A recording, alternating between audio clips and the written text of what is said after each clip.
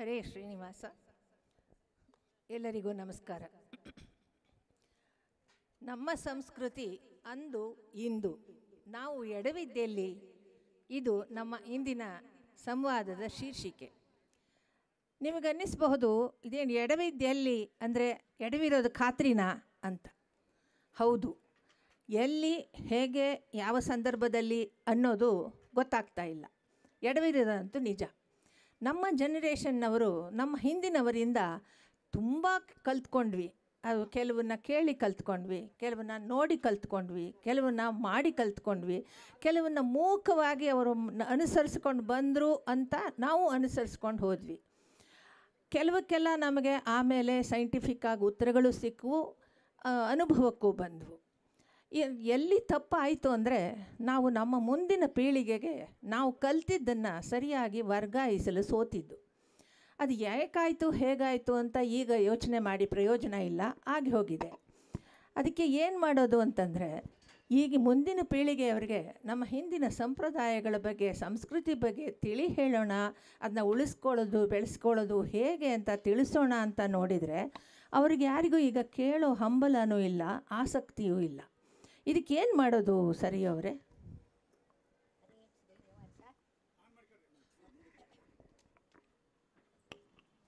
ಹರೇ ಶ್ರೀನಿವಾಸ. ನಲ್ಲಿನಿಯವರ, ನೀವು ಹೇಳೋ ಮಾತು ಬರೋಬ್ಬರಿ ಅದ ನೋಡ್ರಿ. ಈಗಿನ ಮಕ್ಕಳಲ್ಲಿ ಅಥವಾ ಯುವಕ ಯುವತಿಯರಲ್ಲಿ ಸಂಸ್ಕೃತಿ ಬಗ್ಗೆ ಆಗಲಿ, ನಮ್ಮ ಧರ್ಮದ ಬಗ್ಗೆ ಆಗಲಿ, ನಮ್ಮ ಆಚರಣೆಯ ಬಗ್ಗೆ ಆಗಲಿ ಮಕ್ಕಳಿಗೆ ಏನೋ ಒಂದು ಅಸಡ್ಡೆ ನೋಡ್ರಿ. ಮೊದಲಿನ ಕಾಲದಾಗ ಮಾತೃದೇವೋ ಭವ, ಪಿತೃದೇವೋ ಭವ, ಆಚಾರ್ಯ ದೇವೋ ಭವ, ಅತಿಥಿ ದೇವೋ ಭವ ಅಂತ ನಮ್ಮ ಸನಾತನ ಧರ್ಮ ಹೇಳ್ತಾ ಬಂದಿದೆ. ಯಾರೇ ಮನೆಗೆ ಬರ್ರಿ ಕೂಡ್ರಿ, ಅವರಿಗೆ ನಾವು ಕೊಡುವ ಒಂದು ಮರ್ಯಾದೆ. ಮಕ್ಕಳು ಮನೆಗೆ ಯಾರು ಬಂದ್ರಿ ಇಲ್ರಿ, ಮೊದಲು ಏನು ಮಾಡ್ತಾರೆ, ತಾವೇ ಮೊದಲು ಹೋಗಿ ಬಾಗಿಲು ಹಾಕ್ಕೊಂಡು ಒಳಗೆ ಕೂತು ಬಿಡ್ತಾರೆ.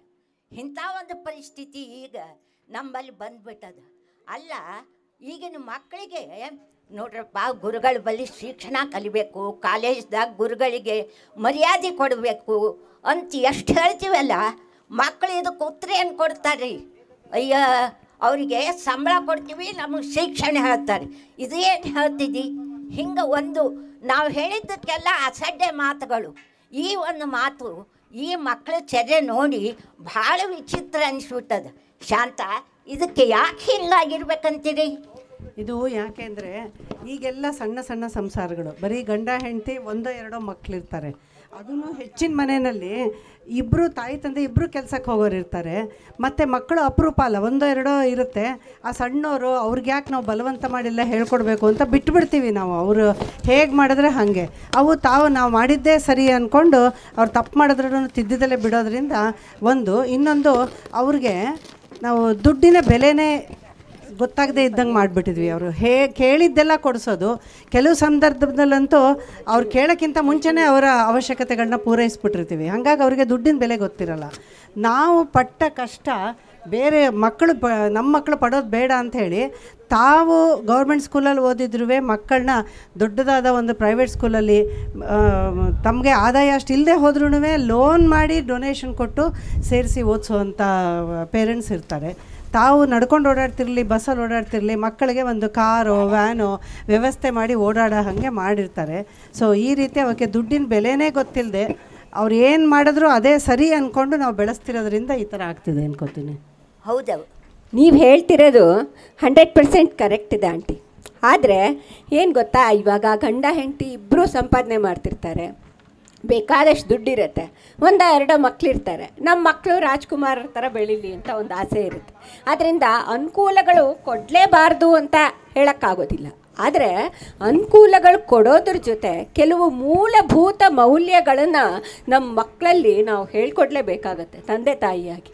ಅಕಸ್ಮಾತ್ ಮನೇಲಿ ಏನಾದ್ರು ಹಿರಿಯರಿದ್ದರೆ ಅವರು ಮಕ್ಕಳಿಗೆ ದೊಡ್ಡವ್ರಿಗೆ ಗೌರವ ಕೊಡೋದು, ಹೇಗೆ ಮಾತಾಡಬೇಕು, ಸಜ್ಜನಿಕೆ ಅಂದರೆ ಏನು, ಸಂಸ್ಕಾರ ಅಂದರೆ ಏನು ಅಂತೆಲ್ಲ ಹೇಳ್ಕೊಡ್ತಾರೆ. ಅಕಸ್ಮಾತ್ ಹಿರಿಯರು ಮನೇಲಿ ಇಲ್ಲ ಅಂದರೆ ಆವಾಗ ತಂದೆ ತಾಯಿನೇ ಮಕ್ಕಳಿಗೆ ಇದನ್ನೆಲ್ಲ ಹೇಳ್ಕೊಡ್ಬೇಕಾಗತ್ತೆ.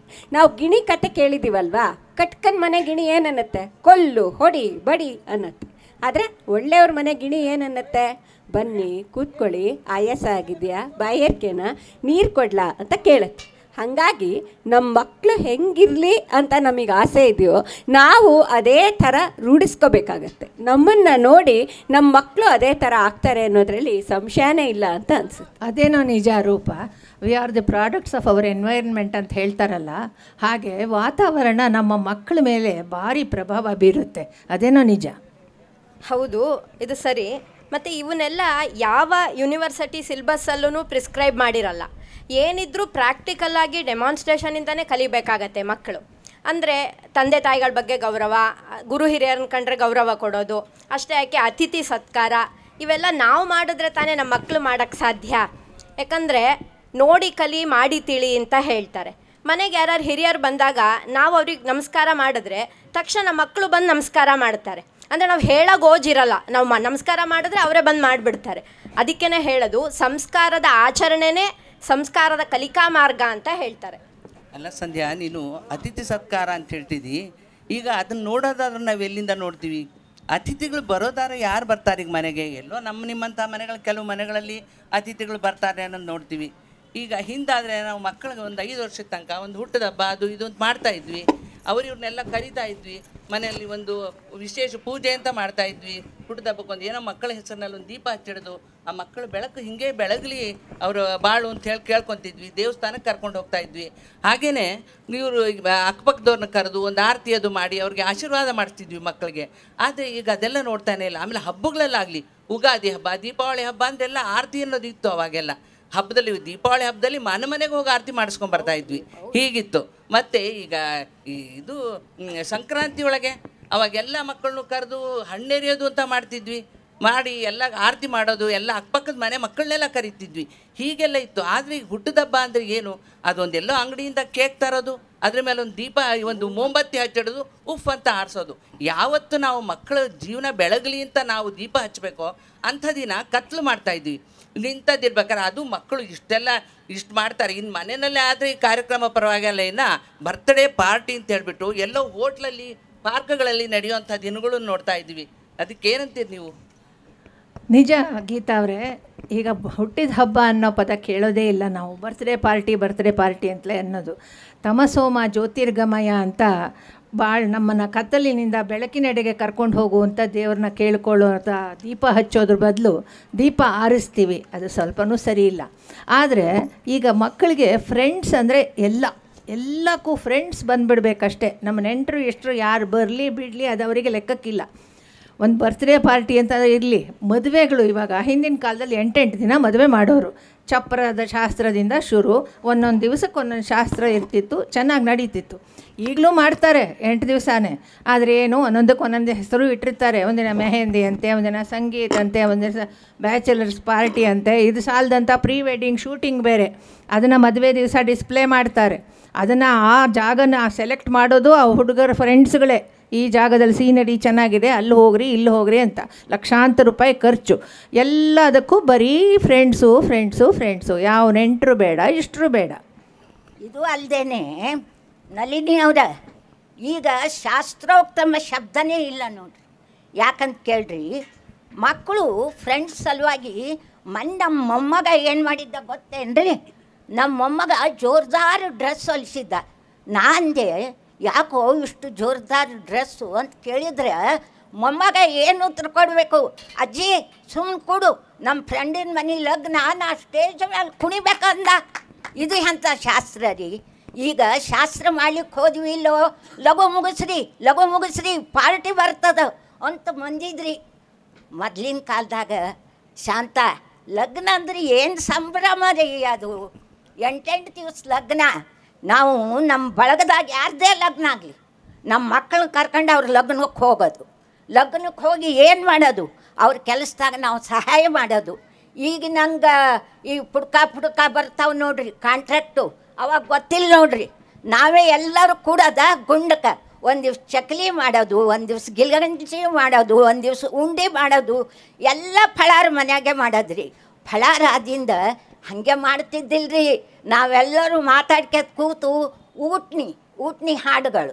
ಗಂಡನ ಹೆಸರು ಹಾಗೆ ಹೇಳಂಗಿಲ್ರಿ, ಗಂಡಗೆ ಒಗಟ ಹಾಕಿ ಹೇಳಬೇಕು. ಬೀಗರ ಹಾಡು, ದಾಸರ ಹಾಡು 1 2 ಈಗ ಅದು ಇಲ್ಲೇ ಇಲ್ಲ ನೋಡ್ರಿ. ಮತ್ತು ನಳಿನಿ ಇನ್ನೊಂದು ಹೇಳ್ತೀನಿ ಕೇಳ್ರಿ. ಮೊನ್ನೆ ನಮ್ಮ ಅಣ್ಣನ ಮಗನ ಲಗ್ನ ಐತ್ರ, ಹುಡುಗಿ ಗಂಡ ಹೆಸರು ಹೇಳೋದು ಸಾಮಾನ್ಯ ನೋಡ್ರಿ ಕೇಳೋದು. ಗಂಡ ಹೆಸರು ಹೇಳವ ಅಂದ್ಕೊಳ್ಳೆ ಬರೀ ಹೆಸರು ಹೇಳಿಕತ್ತಾನ. ನಾ ಏನಂದೆ, ಅಯ್ಯ ಹೆಸರೇನು ಹೇಳ್ತೀನಿ ಒಗಟ ಹಾಕಿ ಹೇಳು ಅಂದೆ. ಅಂದ ಕೂಡಲೇ ಆ ಹುಡುಗಿ ಏನು ಹೇಳ್ಬೇಕ್ರಿ, ಸರ್ಕಾರದವ್ರು ಮಾಡ್ತಾರ ದಿನ ಒಂದು ಕಾಯ್ದೆ. ನನ್ನ ಗಂಡನ ಹೆಸರು ಕೇಳೋದ್ರಿ ನಿಮಗೆ ಏನದ ಫಾಯ್ದಾ ಏನ್ರಿ? ಇಂಥ ಒಟ್ಟಗಳು ಕಲ್ತು ಬಿಟ್ಟಾವ. ಹಿಂಗಾಗಿ ನಮ್ಮ ಶಾಸ್ತ್ರ ಸಂಸ್ಕೃತಿ ಎಲ್ಲ ಹಾಳಾಗಿ ಹೋಗ್ಲಿಕ್ಕೆ ನೋಡ್ರಿ. ಅದು ಸರಿ ಅವರೇ, ನಿಮ್ಮ ಮೊಮ್ಮಗನ ಮದುವೆ ವಿಷಯ ಏನಾಯಿತು? ಕನ್ಯಾನ್ವೇಷಣೆ ಎಲ್ಲಿವರೆಗೆ ಬಂತು? ಅಯ್ಯೋ ದೇವ್ರೆ, ಅದು ಒಂದು ದೊಡ್ಡ ರಾಮಾಯಣ ನೋಡ್ರಿ. ಮೊನ್ನೆ ನಾ ಪಡ್ಸಲ್ಯಾಗ ಬತ್ತಿ ಮಾಡ್ಕೋತ ಕೂತಿದ್ದೆ. ಆಗ 2 ಹೆಣ್ಣು ಹುಡುಗರು ಬಂದವು ನೋಡ್ರಿ. ಒಂದು ಜೀನ್ಸ್ ಪ್ಯಾಂಟು, ಒಂದು ಟೀ ಶರ್ಟು ಮೈ ಮೇಲೆ. ಅಯ್ಯ ಅಂದೆ, ಮಿಸ್ಟರ್ ವಾದರಾಜ್ ಅವ್ರ ಮನೆ ಏನ್ರಿ ಅಂತ ಕೇಳಿದ್ದು ಹುಡುಗರು. ನಾ ಅಂದೆ ಹೌದು ಅಂತಂದೆ. ಮೊಮ್ಮಗ ಕಂಪ್ಯೂಟ್ರ್ ಮುಂದೆ ಕೂತಿದ್ದ. ವಾದಿ ಯಾರ ಕರೀಲಿಕ್ಕೆ ಬಂದಾರ ನೋಡು ಅಂದೆ. ಆ ಹುಡುಗಿಯನ್ನು ಅನ್ಬೇಕು, ವಾಟ್ ಈಸ್ ವಾದಿ ಅಂತ್ರಿ. ನಾನು ಅಂದೆ, ಅಯ್ಯ ನಮ್ಮ ಮೊಮ್ಮಗನ ಹೆಸರು ವಾದಿರಾಜ, ನಾವು ಪ್ರೀತಿಲೇ ವಾದಿ ಅಂತ ಕರಿತೀವಿ ಅಂತ ಆ ಹುಡುಗಿಗೆ ಹೇಳಿದೆ. ಅಷ್ಟಾಗೆ ಮೊಮ್ಮಗ ಒಳಗ್ಲಿಂದ ಬಂದು ನೋಡ್ರಿ. ಬಂದು ಆ ಹುಡುಗರು ನೋಡಿದ್ನಲ್ಲ, ವೆಲ್ಕಮ್ ಅಂದ. ಅಯ್ಯೋ ದೇವ್ರಿ ಅಂದೆ ನಾನು. ಸೋಫಾದ ಮೇಲೆ 3 ಮಂದಿ ಕೂತರಿ, ಗುಜು ಮಾತು ನನಗೆ ಕೇಳಿಸ್ಲೇ ಇಲ್ಲ. ಆಮೇಲೆ ಆ ಹುಡುಗಿ ಏನಂತು, ಅಜ್ಜಿ 10 ನಿಮಿಷ ನಾವು ಪರ್ಸ್ನಲ್ ಮಾತಾಡ್ಬೇಕಂತು. ಅಯ್ಯೋ ದೇವ್ರೇ ಅಂದೆ. 2 ಒಳಗೆ ಕೂತವ್ರಿ. 10 ನಿಮಿಷ ಮಾತಾಡಿದ್ವು. ಹೊರಗೆ ಬಂದರು ನೋಡ್ರಿ. ಹೊರಗೆ ಬಂದು ಬಾಯಿ ಅಜ್ಜಿ ಅನ್ಬೇಕಾ? ನಾ ಅಂದೆ ಇದೇನ ಬಾ, ನಮ್ಮ ಸೊಸಿ ಕರೆದೆ, ಬಾರ ಯಾರ ಬಂದಾರ ನೋಡನ್. ಸೊಸಿ ಏನು ಅನ್ಬೇಕು, ಕನ್ಯಾ ಅಂತಿದ್ರಲ್ಲ, ಬಂದು ಕನ್ಯಾಗಳು ಅಂತ ಹೇಳಿದ್ಲು. ಕೈಯಲ್ಲಿ ಹಣ್ಣು ಹೂ ಏನು ತಂದಿರಲಿಲ್ಲ? ತಂದೆ ತಾಯಿ ಬಂದಿರಲಿಲ್ಲ? ಅಯ್ಯೋ ಇವೆಲ್ಲ ಹೋದವ್ರಿ. ನಮ್ಮ ಜಮಾನ್ದಾಗಿದ್ದು ಅವು. ಹುಡುಗಿನ ಕರ್ಕೊಂಡು ಅಪ್ಪ ಅಮ್ಮ ಬರಬೇಕು, ಜಮಖಾನೆ ಹಾಸ್ಬೇಕು, ಕೂಡಿಸ್ಬೇಕು, ಅರಶಿನ ಕುಂಕುಮ ಕೊಡಬೇಕು, ಉಡಿ ತುಂಬಬೇಕು, ಎಲ್ಲ ಮರ್ತು ಹೋಗ್ಬಿಟ್ಟಿವ್ರಿ ಈಗಿನ ಕಾಲದಾಗ. ಅದು ಯಾವ ಜಮಾನ್ದಾಗಿದ್ದೀರಿ ನೀವು? ಅಲ್ರಿ ಸರಿ ಅವ್ರೆ, ನಿಮ್ಮ ಮೊಮ್ಮಗ ಈ ನಡುವೆ ಮದುವೆ ಬೇಡ ಅಂತಿದ್ದಾನೆ ಅಂತಿದ್ರಿ. ಲಗ್ನ ಬೇಡ ಅಂತಾನೆ ಖರೆ. ಕನ್ಯಾಗಳು ಈ ಕನ್ಯಾದ ಎಷ್ಟು ತಾಪತ್ರೆ ರೀ. ಹೆಣ್ಣಿಗೆ ಗಂಡು ಸಿಗವಲ್ಲು, ಗಂಡಿಗೆ ಹೆಣ್ಣು ಸಿಗವಲ್ಲು. ಎಲ್ಲ ಓದ್ತಾವೆ ನೋಡ್ರಿ, ಒಂದೇ ಇದ್ರಾಗ ಕೆಲಸ ಮಾಡ್ತಾವೆ. ಲಗ್ನನೇ ಒಲ್ಲೆ ಅಂತಾವೆ. ನಾವು ಲಗ್ನ ಮಾಡ್ಕೊಂಬದು ಬೇಡ, ದುಡಿತೀವಿ, ಗಳಿಸ್ತೀವಿ, ಮಜಾ ಮಾಡ್ತೀವಿ. ಏನ್ರಿ ಇದು? ಹಿಂಗಾದ್ರೆ ನಮ್ಮ ಗತಿ ನಮ್ಮಂಥವ್ರು ಅಲ್ಲ. ಅದು ಯಾಕಂತಾರೆ ಗೊತ್ತಾ?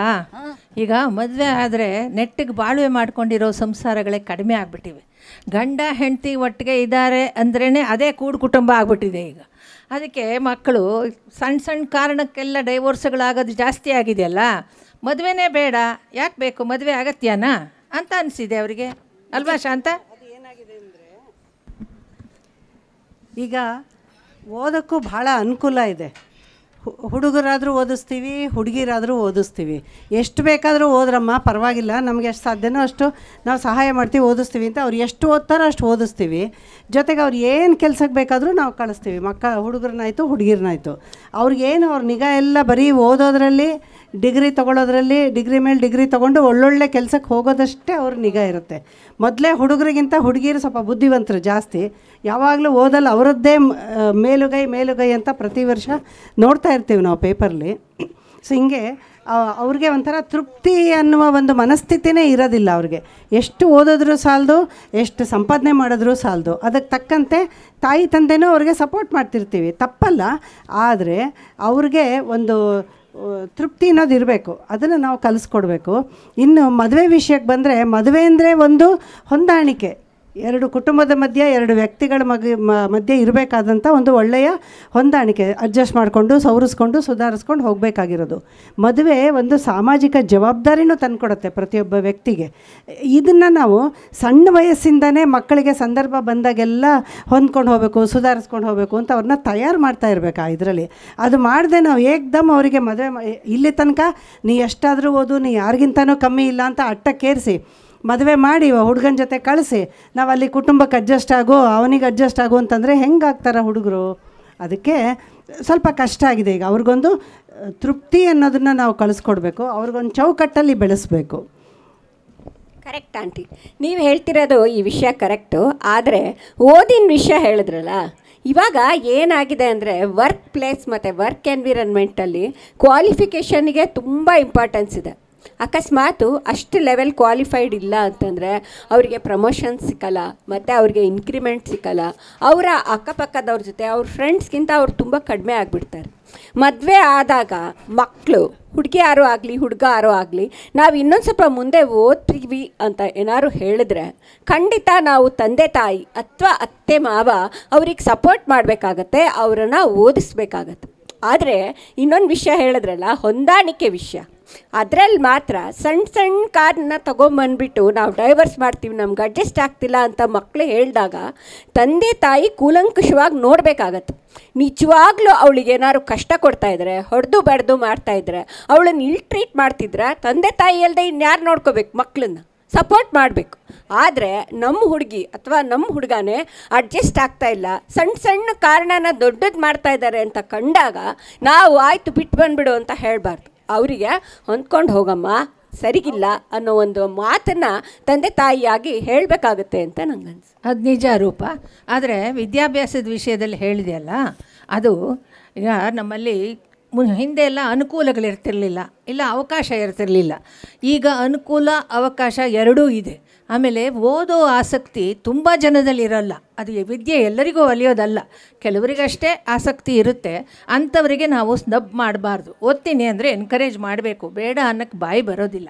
ಆದರೆ ಹಿಂದೆ ಒಂದು ಸುಭಾಷಿತ ಇತ್ತು, ವಿದ್ಯಾ ದದಾತಿ ವಿನಯಂ, ವಿನಯಂ ದದಾತಿ ಪಾತ್ರತಾಮ್ ಅಂತ. ವಿದ್ಯೆಗೆ ತಕ್ಕ ಹಾಗೆ ವಿನಯ ಬರಬೇಕು ಜೊತೆಯಲ್ಲಿ, ಆವಾಗ ಚಂದ, ಆ ವಿದ್ಯೆಗೂ ಒಂದು ಬೆಲೆ. ಈಗ ಹಾಗಾಗ್ತಿಲ್ಲ. ಹೆಚ್ಚು ಓದಿದಷ್ಟು ಹೆಣ್ಮಕ್ಳಾಗಲಿ ಗಂಡು ಮಕ್ಕಳಿಗೆ ಅಹಂಕಾರ ಪಡ್ತಿದ್ದಾರೆ. ಅದು ಬರಬಾರ್ದಲ್ವಾ? ಖಂಡಿತ ಬರಬಾರ್ದು. ಓದಿಸೋದು ತಪ್ಪಲ್ಲ, ಯಾಕಂದರೆ ಮಕ್ಕಳಿಗೆ ಓದ್ತೀವಿ ಅಂದಾಗ ಓದಿಸ್ಲೇಬೇಕಾಗತ್ತೆ. ಆದರೆ ನನಗೇನು ಅನಿಸುತ್ತೆ, ಈಗಿನ ಯುವ ಜನಾಂಗದವರಿಗೆ ಸ್ವಲ್ಪ ಆಧ್ಯಾತ್ಮದ ಬಗ್ಗೆ ತಿಳುವಳಿಕೆ ಮೂಡಿಸಿದ್ರೆ ಒಳ್ಳೆಯದು ಅಂತ ಅನಿಸುತ್ತೆ. ಯಾಕಂದರೆ ಓದೋದು, ಉನ್ನತ ಪದವಿಗೆ ಇರೋದು, ಸಂಪಾದನೆ ಮಾಡಿರೋದು, ಕೂಡಿಡೋದು, ಈ ಪ್ರೋಸೆಸ್ಸಲ್ಲಿ ಬರೀ ಸ್ಟ್ರೆಸ್ ಜಾಸ್ತಿಯಾಗಿ ಜೀವನ ಏನು ಅನುಭವಿಸ್ದಂಗೆ ಕಾಯಿಲೆ ತಂದ್ಕೊಂಡ್ರೆ ಏನೂ ಪ್ರಯೋಜನ ಆದಂಗೆ ಆಗಲ್ಲ ಅಂತ ಅನಿಸುತ್ತೆ. ಅಲ್ಲ ಸಂಧ್ಯಾ, ನೀನು ಹೇಳ್ತಿದ್ದಿ ಈಗ ನಮ್ಮ ಮಕ್ಕಳಿಗೆ ಈ ಜೀವನ ನಶ್ವರ, ಆಮೇಲೆ ನೀವು ಈ ಅಶಾಶ್ವತವಾಗಿ ಸುಖದಿಂದ ಹೋಗ್ಬಿಟ್ಟು ನಿಮ್ಮ ಜೀವನ ಹಾಳು ಮಾಡ್ಕೋಬೇಡ್ರಿ, 3 ದಿನದ ಸಂಸಾರ ಅಲ್ಲಿದೆ, ನಮ್ಮ ಮನೆ ಇಲ್ಲಿದೆ, ಬಂದೆ ಸುಮ್ಮನೆ ಅಂತೇಳಿ ದಾಸರಾಯರು ಹೇಳಿರೋ ಹಾಗೆ ನಾವು ಈ 4 ದಿನದ ಸಂತೆ ಇದು ಮುಗಿಸ್ಕೊಂಡು ನಮ್ಮೂರಿಗೆ ನಾವು ಹೋಗ್ಬೇಕು ಮತ್ತು ವಾಪಸ್ಸು ಅಂತ ಹೀಗೆಲ್ಲ ಹೇಳಿದರೆ ಅವ್ರು ಏನಂತಾರೆ? ಅದಕ್ಕೆ ಇವ್ರಿಗೆ ತಲೆ ಸರಿ ಇಲ್ಲ, ಹುಚ್ಚರು ಅಂತಾರೆ, ನಮ್ಮನ್ನೇ ಬ್ರ್ಯಾಂಡ್ ಮಾಡಿ ತೋರಿಸ್ತಾರೆ. ಹಾಗಾಗಿ ಇದಕ್ಕೆ ನಾವು ಏನಾದ್ರು ಒಂದು ಉಪಾಯ ಕಂಡುಹಿಡಬೇಕು ಅಂತಂದು ಹೇಳಿ ನನ್ನ ಅನಿಸಿಕೆ. ನಿಮ್ಮ ಈ ಮಾತು ಕೇಳಿದ ತಕ್ಷಣ ನನಗೊಂದು ಜ್ಞಾಪಕ ಬರ್ತಾಯಿದೆ. ಹೋದ ತಿಂಗಳು ಬೆಂಗಳೂರಿನಲ್ಲಿ ನಮ್ಮ ಅಖಿಲ ಕರ್ನಾಟಕ ಬ್ರಾಹ್ಮಣ ಮಹಾಸಭಾದು 50ನೇ ವರ್ಷದ ಸಮ್ಮೇಳನ ಮಾಡಿದರು. ಅಲ್ಲಿ ಸ್ವರ್ಣವಲ್ಲಿ ಮಠದ ಶ್ರೀ ಗಂಗಾಧರೇಂದ್ರ ಸರಸ್ವತಿ ಸ್ವಾಮಿಗಳು ಹೇಳ್ತಾಯಿದ್ರು, ಅವ್ರ ಮಠದಿಂದ ಪ್ರತಿ ವರ್ಷ ಒಂದು ಇದು ಮಾಡ್ತಾರಂತೆ, ಈ ಸಂಸ್ಕಾರ ಕಲಿಕಾ ಶಿಬಿರ ಅಂತ. ಈಗ ನಾವು ಗಂಡು ಮಕ್ಕಳಿಗೆ ಒಂದು ವಯಸ್ಸಿಗೆ ಬಂದ ತಕ್ಷಣ ಉಪನಯನ ಅಂತ ಒಂದು ಸಂಸ್ಕಾರ ಕೊಡ್ತೀವಿ. ಆ ಮಗುವನ್ನು ಒಂದು ಜವಾಬ್ದಾರಿಯುತ ಬ್ರಹ್ಮಚಾರಿಯನ್ನಾಗಿ ತಯಾರು ಮಾಡ್ತೀವಿ. ಅವನು ಪ್ರವಾರ ಹೇಳಿಕೊಂಡು ನಮಸ್ಕಾರ ಅವೆಲ್ಲ ಮಾಡಿದ್ರೆ ಅವನಿಗೆ ನಾವು ಯಾವ ಗೋತ್ರದಿಂದ ಬಂದಿದ್ದೀನಿ, ಯಾವ ಗೋತ್ರದಲ್ಲಿ ಹುಟ್ಟಿದ್ದೀನಿ ಅದೆಲ್ಲ ಅವನಿಗೆ ಅರಿವಿಗೆ ಬರುತ್ತೆ. ಒಂದು ರೀತಿ ಜವಾಬ್ದಾರಿ ಕಲಿಸ್ತೀವಿ. ಅದೇ ರೀತಿ ಹೆಣ್ಣು ಮಕ್ಕಳು ಒಂದು ವಯಸ್ಸಿಗೆ ಬಂದ ತಕ್ಷಣ ಸಂಸ್ಕಾರ ಕಲಿಕಾ ಶಿಬಿರಗಳನ್ನು ಮಾಡಿ ಅವರುಗಳಿಗೆ ನಮ್ಮ ಹಿಂದಿನ ರೀತಿ ನೀತಿಗಳು, ಪೂಜೆ ವಿಧಿವಿಧಾನಗಳು, ಅಡುಗೆಗಳು, ನಮ್ಮ ಸಂಪ್ರದಾಯಗಳು, ರಂಗೋಲಿ ಹಾಕೋದು, ಮತ್ತು ಆಚಾರ ವಿಚಾರಗಳು, ಜೊತೆಗೆ ಸಂಬಂಧಗಳು, ಅದರ ನಿರ್ವಹಣೆ ಹೇಗೆ, ಅದರದ್ದೆಲ್ಲ ಹೇಳ್ತಾರಂತೆ. ಅದು ಎಷ್ಟು ಚೆನ್ನಾಗಿರುತ್ತಲ್ವ ಕೇಳೋಕ್ಕೆ. ಇದು ಒಂದಾಯಿತು ನಳಿನಿ.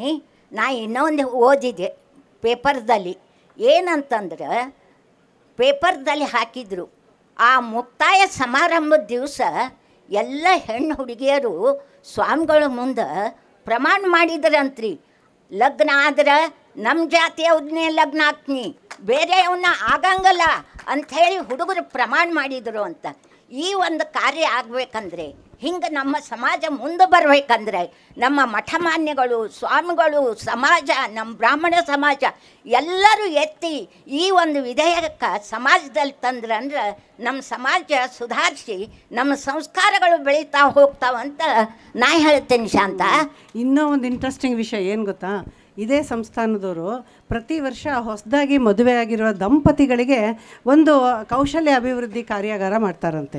ಮದುವೆ ಆದಮೇಲೆ ಹೇಗೆ ಒಬ್ರಿಗೊಬ್ಬರು ಹೊಂದ್ಕೊಂಡಿರಬೇಕು, ಒಬ್ಬರನ್ನ ಹೇಗೆ ಗೌರವದಿಂದ ನಾವು ನೋಡಬೇಕು, ಮತ್ತು ಅವ್ರ ತಂದೆ ತಾಯಿ, ನಮ್ಮ ತಂದೆ ತಾಯಿ ಹೆಮ್ಮೆ ಪಡುವಂತೆ ನಾವು ಯಾವ ರೀತಿ ನಡ್ಕೋಬೇಕು, ಅತ್ತೆ ಮಾವನ ಸ್ಥಾನ ಏನು, ಈ ಕಡೆ ನೆಂಟರು ಬಂದರೆ ಈ ಕಡೆ ನೆಂಟರು ಬಂದರೆ ಹೇಗೆ ಅವ್ರನ್ನ ನಾವು ಟ್ರೀಟ್ ಮಾಡಬೇಕು, ಮತ್ತು ಈಗ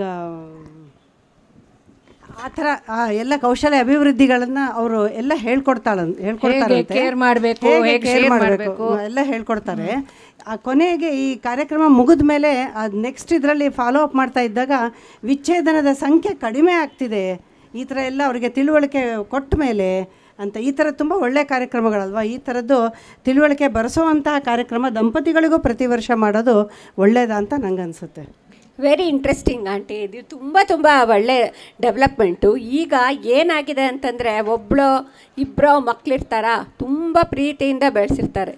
ಹಾಗಾಗಿ ಏನಾಗುತ್ತೆ, ಅವರಿಗೆ ಹೊಂದ್ಕೊಳ್ಳೋಕೆ ತುಂಬ ಕಷ್ಟ ಆಗುತ್ತೆ. ಅದ್ರ ಜೊತೆ ಆಂಟಿ ಆವಾಗಲೇ ಹೇಳ್ದಂಗೆ ಈ ವಿದ್ಯೆಯಿಂದ ಬರ್ತಾ ಇರೋ ಅಹಂಕಾರ, ಅವ್ರಿಗೇನಾಗತ್ತೆ, ಸಂಪಾದನೆಯೂ ಅಷ್ಟೇ ಬರ್ತಾ ಇರುತ್ತೆ. ಫೈನಾನ್ಷಿಯಲ್ ಇಂಡಿಪೆಂಡೆನ್ಸ್ ಅಂದರೆ ಅವ್ರದ್ದು ಅವರೇ ದುಡ್ಕೋತಾ ಇರ್ತಾರೆ, ನೋಡೋಕ್ಕೂ ಚೆನ್ನಾಗಿರ್ತಾರೆ, ಬೇಕಾದಷ್ಟು ವಿದ್ಯೆ ಇರುತ್ತೆ, ಯೌವನ ಬೇರೆ. ಅದರಿಂದ ಏನಾಗ್ತಿದೆ ಅಂದರೆ ಒಂದು ಮದ ಬಂದುಬಿಟ್ಟಿರುತ್ತೆ.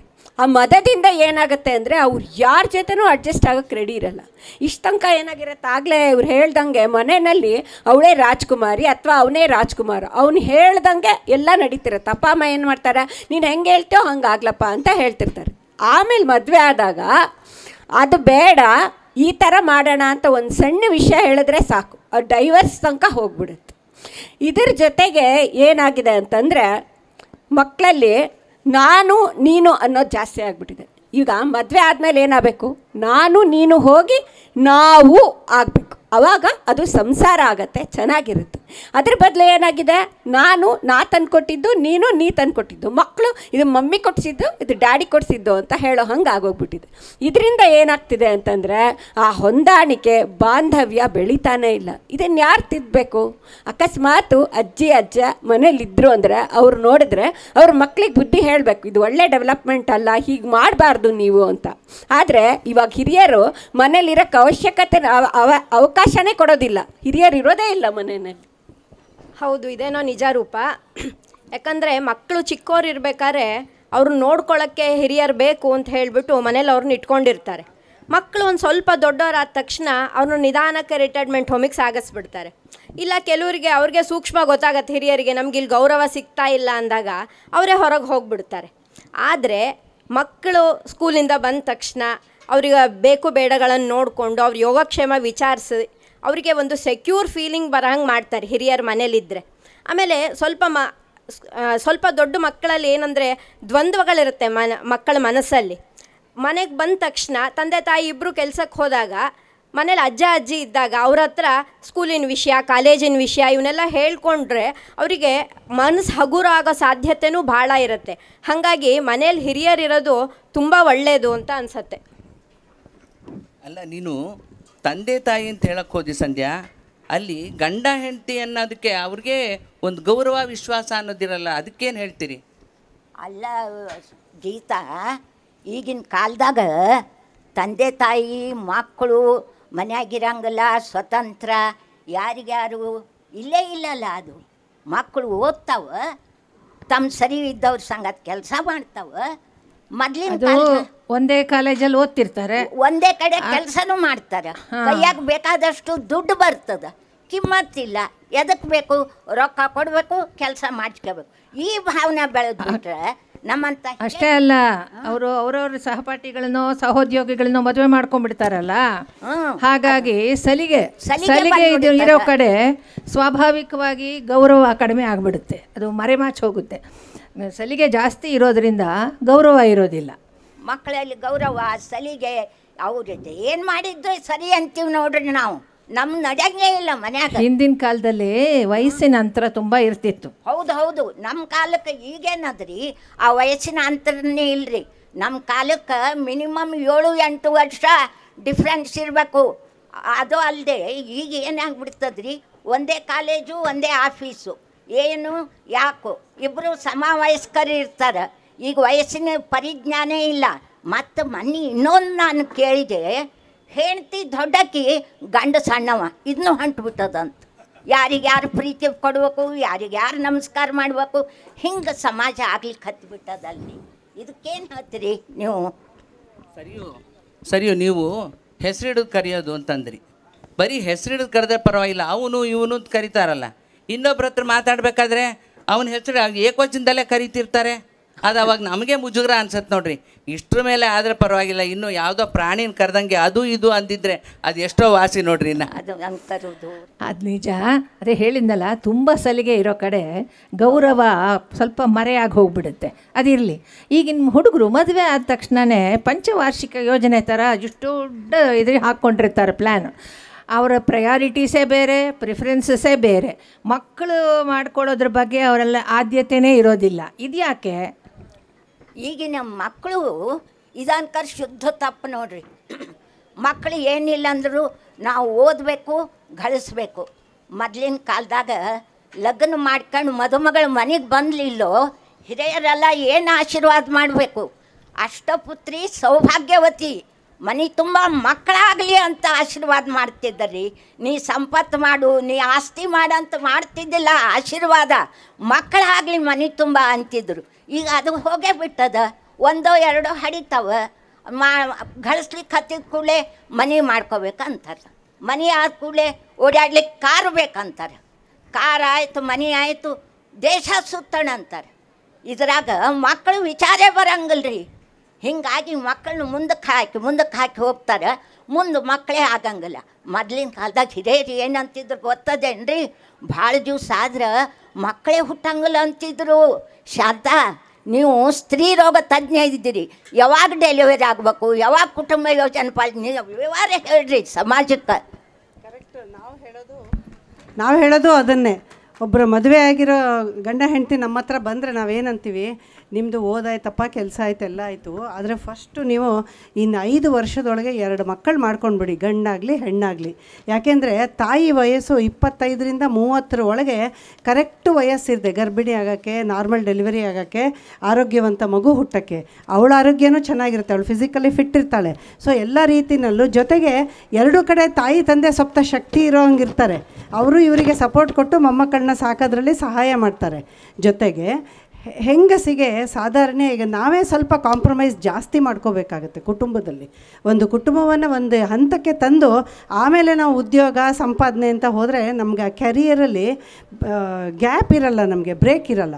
ಇಲ್ಲ ನಾವು ಮೊದಲು 1-2-3 ವರ್ಷ ಕೆಲಸ ಮಾಡಿಬಿಡ್ತೀವಿ, ಆಮೇಲೆ ನಾವು ಮಕ್ಕಳು ಮಾಡ್ಕೋತೀವಿ ಅಂತಂದರೆ ಅಲ್ಲಿ ಗ್ಯಾಪ್ ಬಂದುಬಿಡುತ್ತೆ. ಅದಕ್ಕಿಂತ ಫಸ್ಟ್ ಒಂದು 5 ವರ್ಷ ಮಕ್ಕಳು ಮಾಡ್ಕೊಂಡ್ಬಿಡಿ, ಆರೋಗ್ಯವಾಗಿರ್ತೀರ. ಹಾಗೆ ಲೇಟಾಗಿ ಮಕ್ಕಳಾದರೆ 30-35 ವರ್ಷದ ಮೇಲೆ ಮಕ್ಕಳಾಗಕ್ಕೆ ಶುರು ಆದರೆ ತಾಯಿಗೆ ವಯಸ್ಸಿಗೆ ಸಹಜವಾಗಿರುವ BP, sugar, thyroid problem, obesity ಅದೆಲ್ಲ ಬಂದು ಮಕ್ಕಳು ಆಗೋದು ಕಷ್ಟ ಆಗುತ್ತೆ. ಗರ್ಭಿಣಿ ಆದರೆ ಗರ್ಭಿಣಿನಲ್ಲಿ ಕಾಂಪ್ಲಿಕೇಶನ್ಸ್ ಜಾಸ್ತಿ ಆಗುತ್ತೆ. ಮಗು ಬೆಳವಣಿಗೆ ಒಳಗಡೆ ಹೊಟ್ಟೆ ಒಳಗಡೆ ಕಡಿಮೆ ಆಗ್ತಾ ಹೋಗುತ್ತೆ, ಅದು ತೊಂದರೆ ಆಗುತ್ತೆ.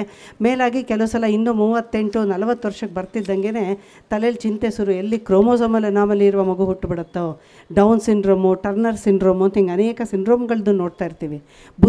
ಮಾಂದ್ಯ ಮಕ್ಕಳು ಹುಟ್ಟುಬಿಟ್ರೆ ತಾಯಿ ತಂದೆಗೂ ಜೀವಮಾನ ಪೂರ್ತಿ ಕೊರಗು, ಸಮಾಜಕ್ಕೂ ಅದರಿಂದ ಹೊರೆ. ಸೊ ಈ ರೀತಿ ಫಸ್ಟ್ ಒಂದು 5 ವರ್ಷ ನಾವು ಹೆಣ್ಮಕ್ಳು ಹೆಂಗಾರ ಮಾಡಿ ಸುಧಾರಿಸ್ಕೊಂಡು ಕುಟುಂಬವನ್ನು ಒಂದು ಕುಟುಂಬಕ್ಕೆ ನಾವು ಗಮನ ಕೊಟ್ಟು ನಂತರ ನಮ್ಮ ಕೆಲಸದ ಬಗ್ಗೆ, ಉದ್ಯೋಗದ ಬಗ್ಗೆ, ಕ್ಯಾರಿಯರ್ ಬಗ್ಗೆ ಮನಸ್ಸು ಕೊಟ್ಟರೆ ಒಂದು ಬ್ಯಾಲೆನ್ಸು ಚೆನ್ನಾಗಿರುತ್ತೆ ಅಂತ ಒಂದು. ಇನ್ನೊಂದು ಇನ್ನೂ ಎಷ್ಟೋ 38-40 ವರ್ಷ ಆಗ್ತಾ ಬಂತಪ್ಪ, ಮಕ್ಕಳಿಲ್ಲ ಅಂದಾಗ ಚಿಂತೆ ಶುರು ಆಗುತ್ತಾ, ಮತ್ತು ಯಾಕಾಗಿಲ್ಲ, ಇನ್ವಿಟ್ರೋ ಫರ್ಟಿಲೈಸೇಷನ್ನು, ಟೆಸ್ಟ್ ಟ್ಯೂಬ್ ಬೇಬಿ ಅಂತೆಲ್ಲ ಹೋಗ್ತೀವಿ. ಒಂದು ದುಡ್ಡು ಖರ್ಚು, ಮನಸ್ಸಿಗೆ ಸ್ಟ್ರೆಸ್ಸು ಜಾಸ್ತಿ ಆಗ್ತಾ ಹೋಗುತ್ತೆ. ಆ ಸ್ಟ್ರೆಸ್ ರಿಲೇಟೆಡ್ ಕಾಯಿಲೆಗಳು ಬರೋಕ್ಕೆ ಶುರು ಆಗುತ್ತೆ. ಅದಲ್ದಲೇ ಮಕ್ಕಳೇ ಆಗಲಿಲ್ಲ, ಕಷ್ಟ ಆಯಿತು, ಅದಂತೂ ನಿಜ. ಮಕ್ಕಳ ಭಾಗ್ಯ ಮಾತ್ರ ನಾವು ಬೇಕಾದಾಗ ಉಂಟು, ಬೇಡದೇ ಇದ್ದಾಗ ಬೇಡ ಅನ್ನೋವಂಥ ವಸ್ತು ಅಲ್ಲ ಅದು. ನಾವು ಖಂಡಿತವಾಗ್ಲೂ ಡಾಕ್ಟರ್ಸ್ ಹೇಳ್ತೀವಿ, ಆದಾಗ ಶಕ್ತಿ ಇದ್ದಾಗ ಮಾಡ್ಕೊಳ್ಳೋದು ಒಳ್ಳೆಯದು, ಬೇಡ ಅಂತ ಅನ್ಬೇಡಿ ಅಂತ ನಾವೂ ತೆಗ್ಸೋಕ್ಕೆ ಅಷ್ಟು ಪ್ರಮೋಷನ್ ಮಾಡೋದಿಲ್ಲ. ಇರಲಿಮ್ಮ ಬಿಟ್ಬಿಡು ಅಂತಲೇ ಹೇಳ್ತೀವಿ. ಸೊ ಆ ರೀತಿ ನಮ್ಗೆ ಆಗಲಿಲ್ಲ ಅಂತ ಅಂದು ಚಿಂತೆಪಟ್ಟು ಆಗದೇನೇ ಹೋದ್ರೂ ಕೆಲವು ಸಂದರ್ಭಗಳಲ್ಲಿ, ಎಲ್ಲರಿಗೂ ಆಗುತ್ತೆ ಅಂತ ಹೇಳಲ್ಲ, ಕೆಲವು ಸಂದರ್ಭಗಳಲ್ಲಿ ಬ್ರೆಸ್ಟ್ ಕ್ಯಾನ್ಸರ್ ಬರೋದು, ಗರ್ಭಕೋಶದ ಕ್ಯಾನ್ಸರ್ ಬರೋದು, ಫೈಬ್ರಾಯ್ಡ್ಸ್ ಬರೋದು, ಅನೇಕ ಅದರ ಕಾಯಿಲೆಗಳು ಬರೋದೆಲ್ಲ ಪ್ರಾರಂಭ ಆಗ್ತಾ ಹೋಗುತ್ತೆ. ಸೊ ಅದಕ್ಕೆ ಒಂದು ವಯಸ್ಸಲ್ಲೆಲ್ಲ ಮಾಡಿ, ಆಮೇಲೆ ಈ ಮಕ್ಕಳು ಇದು ಮನೆ ಮಾಡೋದು, ಕಾರ್ ತೊಗೊಳ್ಳೋದು, ವಿದೇಶಕ್ಕೆ ಹೋಗೋದು ಎಲ್ಲ ಮಕ್ಕಳು ಬೆಳೆದು ದೊಡ್ಡವಾದ್ಮೇಲೆ ಕೂಡ ಅವ್ರನ್ನೂ ಜೊತೆಗೆ ಮುಂದಿಟ್ಕೊಂಡೆ ಇದನ್ನೆಲ್ಲ ಸಂಪಾದನೆ ಮಾಡಿಬಿಡು, ಅವ್ರಗಳನ್ನ ಜೊತೆ ಕರ್ಕೊಂಡೆ ವಿದೇಶ ಪ್ರವಾಸ ಎಲ್ಲ ಮಾಡ್ಬೋದು. ತಾಯ್ತನಕ್ಕೆ ಕುಟುಂಬಕ್ಕೆ ಆದ್ಯತೆ ಕೊಟ್ಟು ಆಮೇಲೆ ದೇಶ ಸಂಚಾರ ಮಕ್ಕಳನ್ನ ಕರ್ಕೊಂಡೇ ಮಾಡ್ಬೋದಲ್ಲ. ಉದ್ಯೋಗಕ್ಕೆ ಎರಡನೇ ಪ್ರಾಶಸ್ತ್ಯ ಕೊಡ್ರಿ ಅಂತ ಹೇಳ್ತೀರಿ. ನೀವು ಹೇಳ್ತಿರೋದು ತುಂಬ ಸತ್ಯ. ಇದನ್ನೆಲ್ಲರೂ ಮನಗಾಣಬೇಕು. ಆದರೆ ಇವಾಗ ಏನಾಗಿದೆ ಅಂದರೆ ಕೆಲವು ಕಂಪನಿಗಳಲ್ಲಿ ಮತ್ತು ಕೆಲವು ಕೆಲಸಗಳಲ್ಲಿ ರಜೆಗಳು ಕೊಡಲ್ಲ. ಡೆಲಿವರಿ ಆಯಿತು ಅಂದರೆ ಒಂದು ಸ್ವಲ್ಪ ದಿನ ರಜೆ ಕೊಡ್ತಾರೆ, ಆದರೆ ಎಷ್ಟು ಬೇಕೋ ಅಷ್ಟು ಕೊಡೋಲ್ಲ. ಈಗ ಏನಾಗುತ್ತೆ, ಹುಡುಗಿರಿಗೆ ನಾವು ಮಕ್ಕಳನ್ನ ಮಾಡ್ಕೊಂಡ್ಮೇಲೆ ಅವ್ರನ್ನ ನಾವು ಚೆನ್ನಾಗಿ ನೋಡ್ಕೋಬೇಕು, ಅವ್ರಿಗೆ ನಾವು ಫುಲ್ ಟೈಮ್ ಕೊಡಬೇಕು ಅಂತ ಒಂದಿರುತ್ತೆ ಆಸೆ. ಅದಕ್ಕೋಸ್ಕರ ಏನು ಮಾಡ್ತಾರೆ, ಸ್ವಲ್ಪ ರಜೆ ಜಾಸ್ತಿ ಸಿಗುವಾಗ ನಾವು ಮಾಡ್ಕೊಳ್ಳೋಣ ಅಂತ ಪೋಸ್ಟ್ಪೋನ್ ಮಾಡ್ಕೊಂಬಿಡ್ತಾರೆ. ಆದರೆ ವಿದೇಶಗಳಲ್ಲಿ ಈ ಪ್ರಾಬ್ಲಮ್ ಇಲ್ಲ. ಅಲ್ಲಿ ಬೇಕಾದಷ್ಟು ರಜೆ ಕೊಡ್ತಾರೆ, ಬೆಟರ್ನಿಟಿ ಲೀವು ಕೊಡ್ತಾರೆ. ಬೆಟರ್ನಿಟಿ ಲೀವ್ ಅಂತ ಗಂಡಂದ್ರಿಗೂ ರಜೆ ಕೊಡ್ತಾರೆ, ಯಾಕೆಂದರೆ ಅಲ್ಲಿ ನೋಡ್ಕೊಳ್ಳೋಕೆ ಯಾರೂ ಇರಲ್ಲ ಅಂತ. ಮತ್ತು ಇಂಡಿಯನ್ ಗೌರ್ಮೆಂಟಿಂದನೂ ಕೂಡ ಇವಾಗ 6 months ಮೆಟರ್ನಿಟಿ ಲೀವ್ ಮತ್ತು 6 months ಲೀವ್ ವಿತೌಟ್ ಪೇ ಸಿಗುತ್ತೆ. ಅಂದರೆ ನಿಮಗೆ ರಜೆ ಸಿಗುತ್ತೆ, ಆದರೆ ನಿಮ್ಮ ಕೆಲಸ ಗ್ಯಾರಂಟಿ ಇರುತ್ತೆ, ಸಂಬಳ ಬರದೇ ಇದ್ರೂ ಅಂತ. ಈ ಥರ ಎಲ್ಲ ಅನುಕೂಲಗಳನ್ನು ಮಾಡಿಕೊಟ್ಟಿದ್ದಾರೆ. ಅದು ನಿಜ ರೂಪ. ಆದರೆ ಸರ್ಕಾರಿ ಕೆಲಸ ಅಂದರೆ ಈಗ ಹಿಂದಿನ ಹಂಗಲ್ಲ. ಹುಡುಗನಿಗೆ ಗೌರ್ಮೆಂಟ್ ಕೆಲಸ ಇದೆ ಅಂದರೆ ಕಣ್ಣು ಮುಚ್ಕೊಂಡು ಮದುವೆ ಮಾಡಿಕೊಟ್ಬಿಡೋರು. ಕೆಲಸದ ಭದ್ರತೆ ಮತ್ತು ರಿಟೈರ್ ಆದಾಗ ಪೆನ್ಷನ್ ಬರುತ್ತೆ, ಯೋಚನೆ ಇಲ್ಲ ಅಂತ. ಇವಾಗ ಹಾಗಲ್ಲ, ಸರ್ಕಾರಿ ಕೆಲಸಕ್ಕೆ ಹೋಗೋರೇ ಕಡಿಮೆ. ಟ್ರಾನ್ಸ್ಫರ್ಸ್ ಎಲ್ಲ ಆಗುತ್ತಲ್ಲ, ಅದೆಲ್ಲ ತುಂಬ ಜನಕ್ಕೆ ಇಷ್ಟ ಆಗೋದಿಲ್ಲ. ನಿಜ ಅಲ್ವಾ? ರಜಾ ಸಿಗುತ್ತೆ ಅಂತ ಅಂದಾಗ ಮಕ್ಕಳನ್ನ ಮಾಡ್ಕೊಳ್ಳೋಕ್ಕೆ ಹಿಂದೆ ಮುಂದೆ ಯಾಕೆ ನೋಡ್ತಾರೆ ಅಂತಲೇ ಗೊತ್ತಾಗಲ್ಲ. ಅಂದರೆ ಹಿಂದಿನವರೆಲ್ಲ 4-5 ಮಕ್ಕಳನ್ನ ಹೆರ್ತಾ ಇದ್ರು, ಯಾವ ಪ್ಲ್ಯಾನೂ ಇರಲಿಲ್ಲ. ಅವ್ರದ್ದೆಲ್ಲ ಏನು ಅಂತ ಅಂದರೆ ಕೊನೆಗಾಲಕ್ಕೆ ಯಾರು ಒಬ್ಬರು ಆಗ್ತಾರೆ ನಮಗೆ ಅಂತ. ಅಂದರೆ ಹೆಣ್ಮಕ್ಳಿದ್ರೆ ಗಂಡು ಮಕ್ಕಳು ಬೇಕು ಅಂತ, ಅಥವಾ ಗಂಡು ಮಕ್ಕಳಿದ್ರೆ ಹೆಣ್ಮಕ್ಳು ಬೇಕು ಅಂತ. ಅಂತೂ ಮನೆ ತುಂಬ ಮಕ್ಕಳಿರ್ತಿದ್ರು. ಅದು ಸರಿ, ರಜಾ ಕೊಡ್ತಾರೆ ಅಂತ ಮಕ್ಕಳು ಮಾಡ್ಕೊಂಡು ಬಿಡೋಕ್ಕಾಗೋದಿಲ್ಲ. ಯಾಕೆಂದರೆ ತುಂಬ ತಾಯ್ತನದಲ್ಲಿರುವಾಗ 8ನೇ ತಿಂಗಳು 9ನೇ ತಿಂಗಳಲ್ಲಿ ಕೆಲವು ತೊಂದರೆಗಳಿರೋರು ಇರ್ತಾರೆ ಆರೋಗ್ಯ ರೀತಿ. ಅದಕ್ಕೆ ರಜಾ ಹಾಕಿರ್ತಾರಾ? ಬಾಣಂತನಕ್ಕೊಂದು 3-4 ತಿಂಗಳ ರಜಾ ಮಿನಿಮಮ್ ಹಾಕಬೇಕಾ? ಈ 4-5 ತಿಂಗಳು ಮನೇಲಿದ್ದು ಆಫೀಸಿಗೆ ಹೋಗ್ತಾರೆ ನೆಕ್ಸ್ಟ್ ಅಂದಾಗ ಅಲ್ಲಿ ಇವ್ರ ಕೆಳಗಡೆ ಇದ್ದವರು ಇವ್ರ ಮೇಲೆ ಬಂದು ಕೂತಿರ್ತಾರೆ ಪ್ರಮೋಷನ್ ಆಗಿ.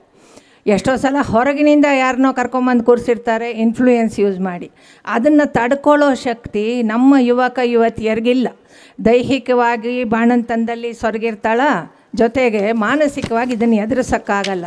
ವರ್ಕ್ ಲೋಡನ್ನ ಮೇಕಪ್ ಮಾಡೋಕ್ಕೆ ಹೋಗಿ ಓವರ್ ಟೈಮ್ ಕೆಲಸ ಮಾಡೋದು, ಇದರಿಂದ ತನ್ನ ಎಫಿಷಿಯನ್ಸಿ ಪ್ರೂವ್ ಮಾಡಬೇಕು ಅನ್ನೋಕ್ಕೆ ಹೋಗಿ ಆರೋಗ್ಯ ರೀತಿ ಸಮಸ್ಯೆಗಳನ್ನು ಎದುರಿಸ್ತಾಳೆ. Weakness, depression, BP, heart trouble, stroke, ಅದು ಇದು ಅಂತ ಗೊಣಗ್ತಾರೆ. ಆಮೇಲೆ ಅಲ್ರಿ, ಈ ಜಡ್ಗಳು ಯಾಕೆ ಬರ್ತಾವ? ಮುಂಜಾನೆ 8ಕ್ಕೆ ಕಂಪ್ಯೂಟ್ರ್ ಮುಂದೆ ಕೂತ್ರೆ ರಾತ್ರಿ 8 ತನಕ ಕಂಪ್ಯೂಟ್ರ್ ಮುಂದೆ ರೀ ಕೂತು ಮುಂದೆ ಏನಾಗೋದು? 24 ಗಂಟೆ ಕೆಲಸ ಮಾಡೋದ, ಮೈಯೆಲ್ಲ ದಣು ಆಗದ. ಆಮೇಲೆ ಓದಿದ್ದು ನಮ್ಮ ಇಂಡಿಯಾದಾಗ, ಅದರ ಲಾಭ ಆಗೋದು ಪರದೇಶದಾಗ. ಇದು ಯಾರು ಹೇಳಿದ ಮಾತ್ರಿ? ಓದಿ ನಮ್ಮ ದೇಶದಾಗಿದ್ದು ನಮ್ಮ ದೇಶ ಉದ್ಧಾರ ಮಾಡೋದು ಬಿಟ್ಟು ಪರದೇಶದಾಗ ರೊಕ್ಕ ಹೆಚ್ಚು ಕೊಡ್ತಾವೆ ಅನ್ನೋದು ಕಿತ್ಕೊಂಡು ಚಾಡ್ಸ್ಕೊಂಡು ಹೋಗೋದು, ಇದೇನ್ರಿ ನಳಿನಿ? ಅಲ್ಲ ಸರಿ ಅವರೇ, ಅಲ್ಲೇ ತಪ್ಪಾಗಿರೋದು. ನಾವು ನಮ್ಮ ಮಕ್ಕಳಿಗೆ ಚಿಕ್ಕ ಹುಡುಗರಿಂದ ದೇಶಭಕ್ತಿ, ದೇಶ ಪ್ರೇಮ, ದೇಶ ಸೇವೆ, ದೇಶಾಭಿಮಾನ ಇದನ್ನೆಲ್ಲ ಹೇಳಿದರೆ ಮಕ್ಕಳು ಯಾಕೆ ವಿದೇಶಕ್ಕೆ ಹೋಗ್ತಾರೆ? ಅಲ್ಲಿ ನೋಡಿ ಅಷ್ಟು ಚೆನ್ನಾಗಿದೆ, ಇಲ್ಲಿ ನೋಡಿ ಅಷ್ಟು ಚೆನ್ನಾಗಿದೆ ಅಂತ ನಾವುಗಳೇ ಹೇಳಿ ಕೆಡಿಸಿರ್ತೀವಿ ಅವ್ರಿಗೆ. ಇಲ್ಲದೇ ಅವ್ರು ಹಂಗೆ ಹೋಗೋದಿಲ್ಲ. ನೀವು ರಾಮಾಯಣದಲ್ಲಿ ಒಂದು ಕಥೆ ಕೇಳಿರ್ಬೇಕಲ್ಲ. ರಾಮ ರಾವಣರ ಯುದ್ಧ ಆದಮೇಲೆ ರಾಮ ಅಯೋಧ್ಯೆಗೆ ಹೊರಟು ನಿಲ್ತಾನೆ. ಲಕ್ಷ್ಮಣ ನಡಿ ಹೊರಡೋಣ ಅಂದರೆ ಲಕ್ಷ್ಮಣ ಅಂತಾನಂತೆ ಲಂಕಾಪುರಿ ತುಂಬ ಒಳ್ಳೆ ಚೆನ್ನಾಗಿತ್ತಂತೆ, ಸುಂದರವಾದ ನಗರ ಅಂತ ಹೆಸರು. ಬಂಗಾರ ನಗರ ಲಂಕಾಪುರಿ ಅಂದ್ರೆ ಏನು? ಬಂಗಾರ ಪಟ್ಟಣ ಅದು. ಅದಕ್ಕೆ ಲಕ್ಷ್ಮಣ ಅಂತಾನಂತೆ, ರಾಮ ನೀನು ಇಲ್ಲೇ ಇದ್ದು ಇದನ್ನೇ ರಾಜಧಾನಿ ಮಾಡಿಕೊಂಡು ಇಲ್ಲಿಂದಲೇ ಯಾಕೆ ರಾಜ್ಯಭಾರ ಮಾಡಬಾರ್ದು, ನೀನು ಇಲ್ಲೇ ಇರೋಣ ಅಂದಂತೆ. ಅದಕ್ಕೆ ರಾಮ ಅಂದಂತೆ, ಲಕ್ಷ್ಮಣ ಎಲ್ಲಾದರೂ ಉಂಟಾ, ಹೆತ್ತ ತಾಯಿ ನಾಡು ಎರಡು ಸ್ವರ್ಗಕ್ಕಿಂತ ಹೆಚ್ಚಪ್ಪ, ಜನನಿ ಜನ್ಮಭೂಮಿಶ್ಚ ಸ್ವರ್ಗಾದಪಿ ಗರೀಯಸಿ ಅಂತ ಹೇಳಿದಂತೆ. ಇದನ್ನು ನಾವು ನಮ್ಮ ಮಕ್ಕಳಿಗೆ ಒಂದಟ್ಟು ಮಾಡಬೇಕು. ಸರಿಯೋವ್ರೆ? ಹೌದು. ಮಕ್ಕಳು ಸಣ್ಣವಿರುವಾಗಲೇ ನಮ್ಮ ದೇಶದ ಚರಿತ್ರೆ, ಇತಿಹಾಸ ಅದನ್ನೆಲ್ಲ ಹೇಳ್ಕೊತಾ ಬರಬೇಕು. ಎಷ್ಟು ಸಾವಿರ ವರ್ಷದಿಂದ ನಮ್ಮ ಸಂಸ್ಕೃತಿ ನಡೀತಾ ಇದೆ. ಜೊತೆಗೆ ನಮ್ಮ ದೇಶದ ಸ್ವಾತಂತ್ರ್ಯಕ್ಕೋಸ್ಕರ ಎಷ್ಟು ಸಾವಿರಾರು ಲಕ್ಷಗಟ್ಟಲೆ ಜನ ತಮ್ಮ ಪ್ರಾಣ ತ್ಯಾಗ ಮಾಡಿದ್ರು, ಆಸ್ತಿ ತ್ಯಾಗ ಮಾಡಿದ್ರು, ತಮ್ಮ ಜೀವನನೇ ತ್ಯಾಗ ಮಾಡಿದ್ರು. ಅದನ್ನೆಲ್ಲ ಅವ್ರಿಗೆ ಹೇಳಿಕೊಟ್ಟು ನಮ್ಮ ಸ್ವಾತಂತ್ರ್ಯದ ಬೆಲೆ ಅವರಿಗೆ ತೋರಿಸ್ಬೇಕು.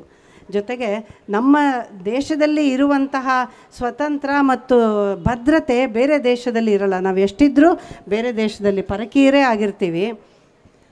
ಹೌದು. ಹಾಗೆ ರಾಷ್ಟ್ರೀಯ ಹಬ್ಬಗಳನ್ನು ಈಗ ನಾವು ಹೆಂಗೆ ಯುಗಾದಿ ದೀಪಾವಳಿ ಎಲ್ಲ ಆಚರಿಸ್ತೀವಲ್ಲ, ಅದೇ ತರಹ ನಮ್ಮ ರಾಷ್ಟ್ರೀಯ ಹಬ್ಬಗಳನ್ನು ಮಕ್ಕಳು ಚಿಕ್ಕವರಾಗಿದ್ದಾಗಲಿಂದನೇ ನಾವು ಆಚರಿಸೋಕ್ಕೆ ಶುರು ಮಾಡಬೇಕು. ಅದನ್ನು ಸಂಭ್ರಮದಿಂದ ಭಾಗವಹಿಸೋಂಗೆ ನಾವು ಪ್ರಮೋಟ್ ಮಾಡಬೇಕು ಅವ್ರಿಗೆ. ಅಷ್ಟೇ ಅಲ್ಲ, ಅದನ್ನ ಬರೀ ರಜಾ ದಿನ ಅಂತ ಕನ್ಸಿಡರ್ ಮಾಡ್ಕೋಬಾರ್ದು. ಮಕ್ಕಳು ತಂದೆ ತಾಯಿ ಪ್ಲಾನ್ ಮಾಡ್ತಾರಲ್ಲ, ಟೂರ್ ಪ್ಲಾನು, ಅವಾಗ 15ನೇ ತಾರೀಕು ಯಾವ ವಾರ ಬಂದಿದೆ ನೋಡು, ಅದ್ರ ಜೊತೆ 2 ದಿನ ಸೇರಿದ್ರೆ 4 ದಿನ ಆಗುತ್ತೆ ಅಂತ ಟೂರ್ ಪ್ಲಾನ್ ಮಾಡ್ತಾರೆ. ಅದೆಲ್ಲ ಮಾಡಬಾರ್ದು. ಅಷ್ಟೇ ಅಲ್ಲ, ಮತದಾನ ನಾವು ಪ್ರತಿ ಎಲೆಕ್ಷನ್ ಬಂದಾಗಲೂ ಹೆಚ್ಚಾನೆಚ್ಚು ನಾವು ಸಿಟಿ ಒಳಗಡೆ ಇರೋ ಜನ ಊರಲ್ಲಿ ಇರೋದೇ ಇಲ್ಲ, ಎಲ್ಲ ರಜಾ ಹಾಕಿ ಬೇರೆ ಕಡೆ ಟ್ರಿಪ್ ಹೋಗ್ಬಿಟ್ಟಿರ್ತಾರೆ. ಆ ಥರ ಯಾಕೆ ಆಗ್ತಿದೆ ಅಂದರೆ ನಾವು ಸಣ್ಣ ವಯಸ್ಸಿಂದ ಮಕ್ಕಳ ಎದುರಿಗೆ ನಾವು ಹೋಗಿ ಕಂಪಲ್ಸರಿ ವೋಟ್ ಮಾಡಿ ಬರ್ತಾ ಇಲ್ಲ, ಒಂಥರ ನಿರಾಸಕ್ತಿ ತೋರಿಸ್ತಿರ್ತೀವಿ.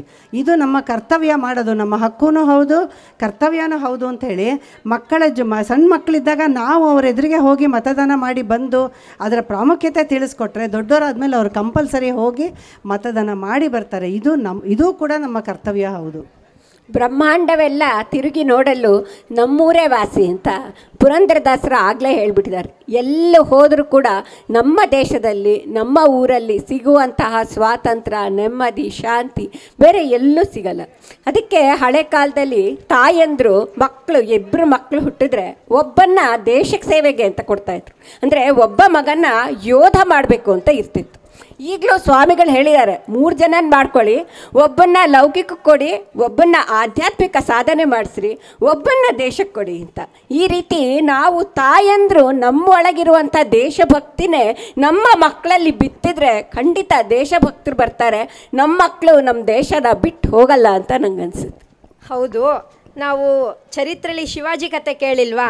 ಅವ್ರ ತಾಯಿ ಜೀಜಾಬಾಯಿ ಶಿವಾಜಿಗೆ ಚಿಕ್ಕೋರಿರ್ಬೇಕಾದ್ರೇ ದೇಶಭಕ್ತರ ಕತೆಗಳನ್ನು ಹೇಳಿ ಅವರಲ್ಲಿ ದೇಶಾಭಿಮಾನ ಹುಟ್ಟಿಸಿದ್ರಿಂದನೇ ಅವ್ರು ಅಷ್ಟು ದೊಡ್ಡ ಹೆಸರು ಮಾಡಿದ್ದಕ್ಕೆ ಕಾರಣ ಆಗಿದ್ದು. ಅಲ್ಲ ಸಂಧ್ಯಾ, ನೀನು ಹೇಳೋದೇನೋ ಕರೆಕ್ಟು. ಇದರಲ್ಲಿ ತಾಯಿ ಪಾತ್ರ ಬಹಳ ಮುಖ್ಯ ಅಂತೇಳಿ. ಆದರೆ ತಾಯಿ ಆದವಳು ಕೆಲವು ನಿದರ್ಶನಗಳ ಮೂಲಕ, ಕೆಲವು ಕಥೆಗಳ ಮೂಲಕ ಇದನ್ನ ಮಕ್ಕಳಿಗೆ ತಿಳಿಸ್ಬೇಕು ಅಂತ ನಾನು ಹೇಳೋದು. ಹೌದು. ಹೇಳಿ ಕೇಳಿ ನಮ್ಮ ಮಕ್ಕಳು ಬುದ್ಧಿವಂತರು, ಓದೋ ಅವಕಾಶವೂ ಜಾಸ್ತಿ ಇದೆ ಇವಾಗ. ಮತ್ತು ನಾವು ತಾಯಿ ತಂದೆಗಳು ಓದಿಸ್ತೀವಿ ಎಷ್ಟು ಬೇಕಾದರೂ. ಆದರೆ ಅವಾಗ ನಳಿನಿಯವ್ರು ಹೇಳಿದ್ರಲ್ಲ, ಒಂದು ಬಣ್ಣದ ಚಿತ್ರ ಕೊಟ್ಬಿಡ್ತೀವಿ. ಫಾರಿನ್ನಲ್ಲಿರೋ ಕೆಲಸ ಭಾಳ ಅಟ್ರಾಕ್ಟಿವು, ಅಲ್ಲಿ ಜೀವನ ಭಾಳ ಚೆನ್ನಾಗಿರುತ್ತೆ, ಅದನ್ನೇ ಗುರಿಯಾಗಿಸ್ಕೊಂಡು ಓದಿ ಅದೇ ಇದು ಮಾಡ್ಕೊಂಡು ಅಲ್ಲಿ ಕೆಲಸ ತೊಗೊಂಡು ಅಲ್ಲಿರ್ತಾರೆ. ಅದನ್ನೇ ನಾವು ಮಕ್ಕಳಿಗೆ ತಿಳುವಳಿಕೆ ಹೇಳಿ ಚಿಕ್ಕಂದಿಂದ, ಹೌದಪ್ಪ ಸರಿ, ಇಲ್ಲೂ ಓದು ಅಲ್ಲೂ ಕೆಲಸ ಮಾಡು, ಒಂದು 4-5 ವರ್ಷ ಆದಮೇಲೆ ಅಲ್ಲಿದೆಲ್ಲ ನೋಡಿ ವಾಪಸ್ ನಮ್ಮ ದೇಶಕ್ಕೆ ಬರಬೇಕು, ಇಲ್ಲೇ ಉದ್ಯೋಗ ಮಾಡಿ. ಈಗ ಸರ್ಕಾರದಿಂದ ಅನೇಕ ಎನ್ಕರೇಜಿಂಗ್ ಪ್ಲಾನ್ಸ್ ಎಲ್ಲ ಇವೆ. ಎಷ್ಟೊಂದು ಸುಲಭವಾಗಿ ಲೋನ್ ಕೊಡ್ತಾ ಇದ್ದಾರೆ, ಎನ್ಕರೇಜ್ಮೆಂಟ್ ಮಾಡ್ತಿದ್ದಾರೆ. ನೀವೇ ಒಂದು ಸ್ವಂತ ಉದ್ಯೋಗ ಒಂದು ಕಂಪನಿ ಮಾಡಿಕೊಂಡು ಇನ್ನೊಂದು 10 ಜನಕ್ಕೆ ಉದ್ಯೋಗ ಕೊಡಬಹುದಾದ ಒಂದು ಪರಿಸ್ಥಿತಿಯನ್ನು ಏರ್ಪಾಡು ಮಾಡ್ಕೋಬೋದು. ಸೊ ಈ ರೀತಿ ಇಲ್ಲಿಗೆ ಬನ್ನಿ ಅಂತ ಹೇಳಿದ್ರೆ ಆ ವಯಸ್ಸಾಗಿರೋ ತಾಯಿ ತಂದೆಗೂ ಒಂದು ಆಸರೆ ಮತ್ತು ಆ ಮಕ್ಕಳಿಗೂ ಒಂದು ಭದ್ರತೆ ಇರುತ್ತೆ. ನಮ್ಮ ದೇಶದಲ್ಲಿ ಇರುವ ಸ್ವತಂತ್ರ, ಭದ್ರತೆ, ನೆಮ್ಮದಿ ಬೇರೆ ಯಾವ ದೇಶದಲ್ಲೂ ಸಿಗಲ್ಲ ನಮಗೆ. ಸೊ ಈ ರೀತಿ ಮತ್ತು ಇದಕ್ಕೆ ನಮ್ಮ ಹುಡುಗರಿಗೆ ಒಂದು ತೃಪ್ತಿ ಅನ್ನುವ ಭಾವನೆಯನ್ನು ಬರೆಸ್ಬೇಕು. ಸಾಕು ಇಷ್ಟು ಸಂಪಾದನೆ ಮಾಡಿದ್ದು, ಎಷ್ಟು ಮಾಡಿದ್ರೂ ಕಮ್ಮಿನೇ, ಅದು ಬೇಡ.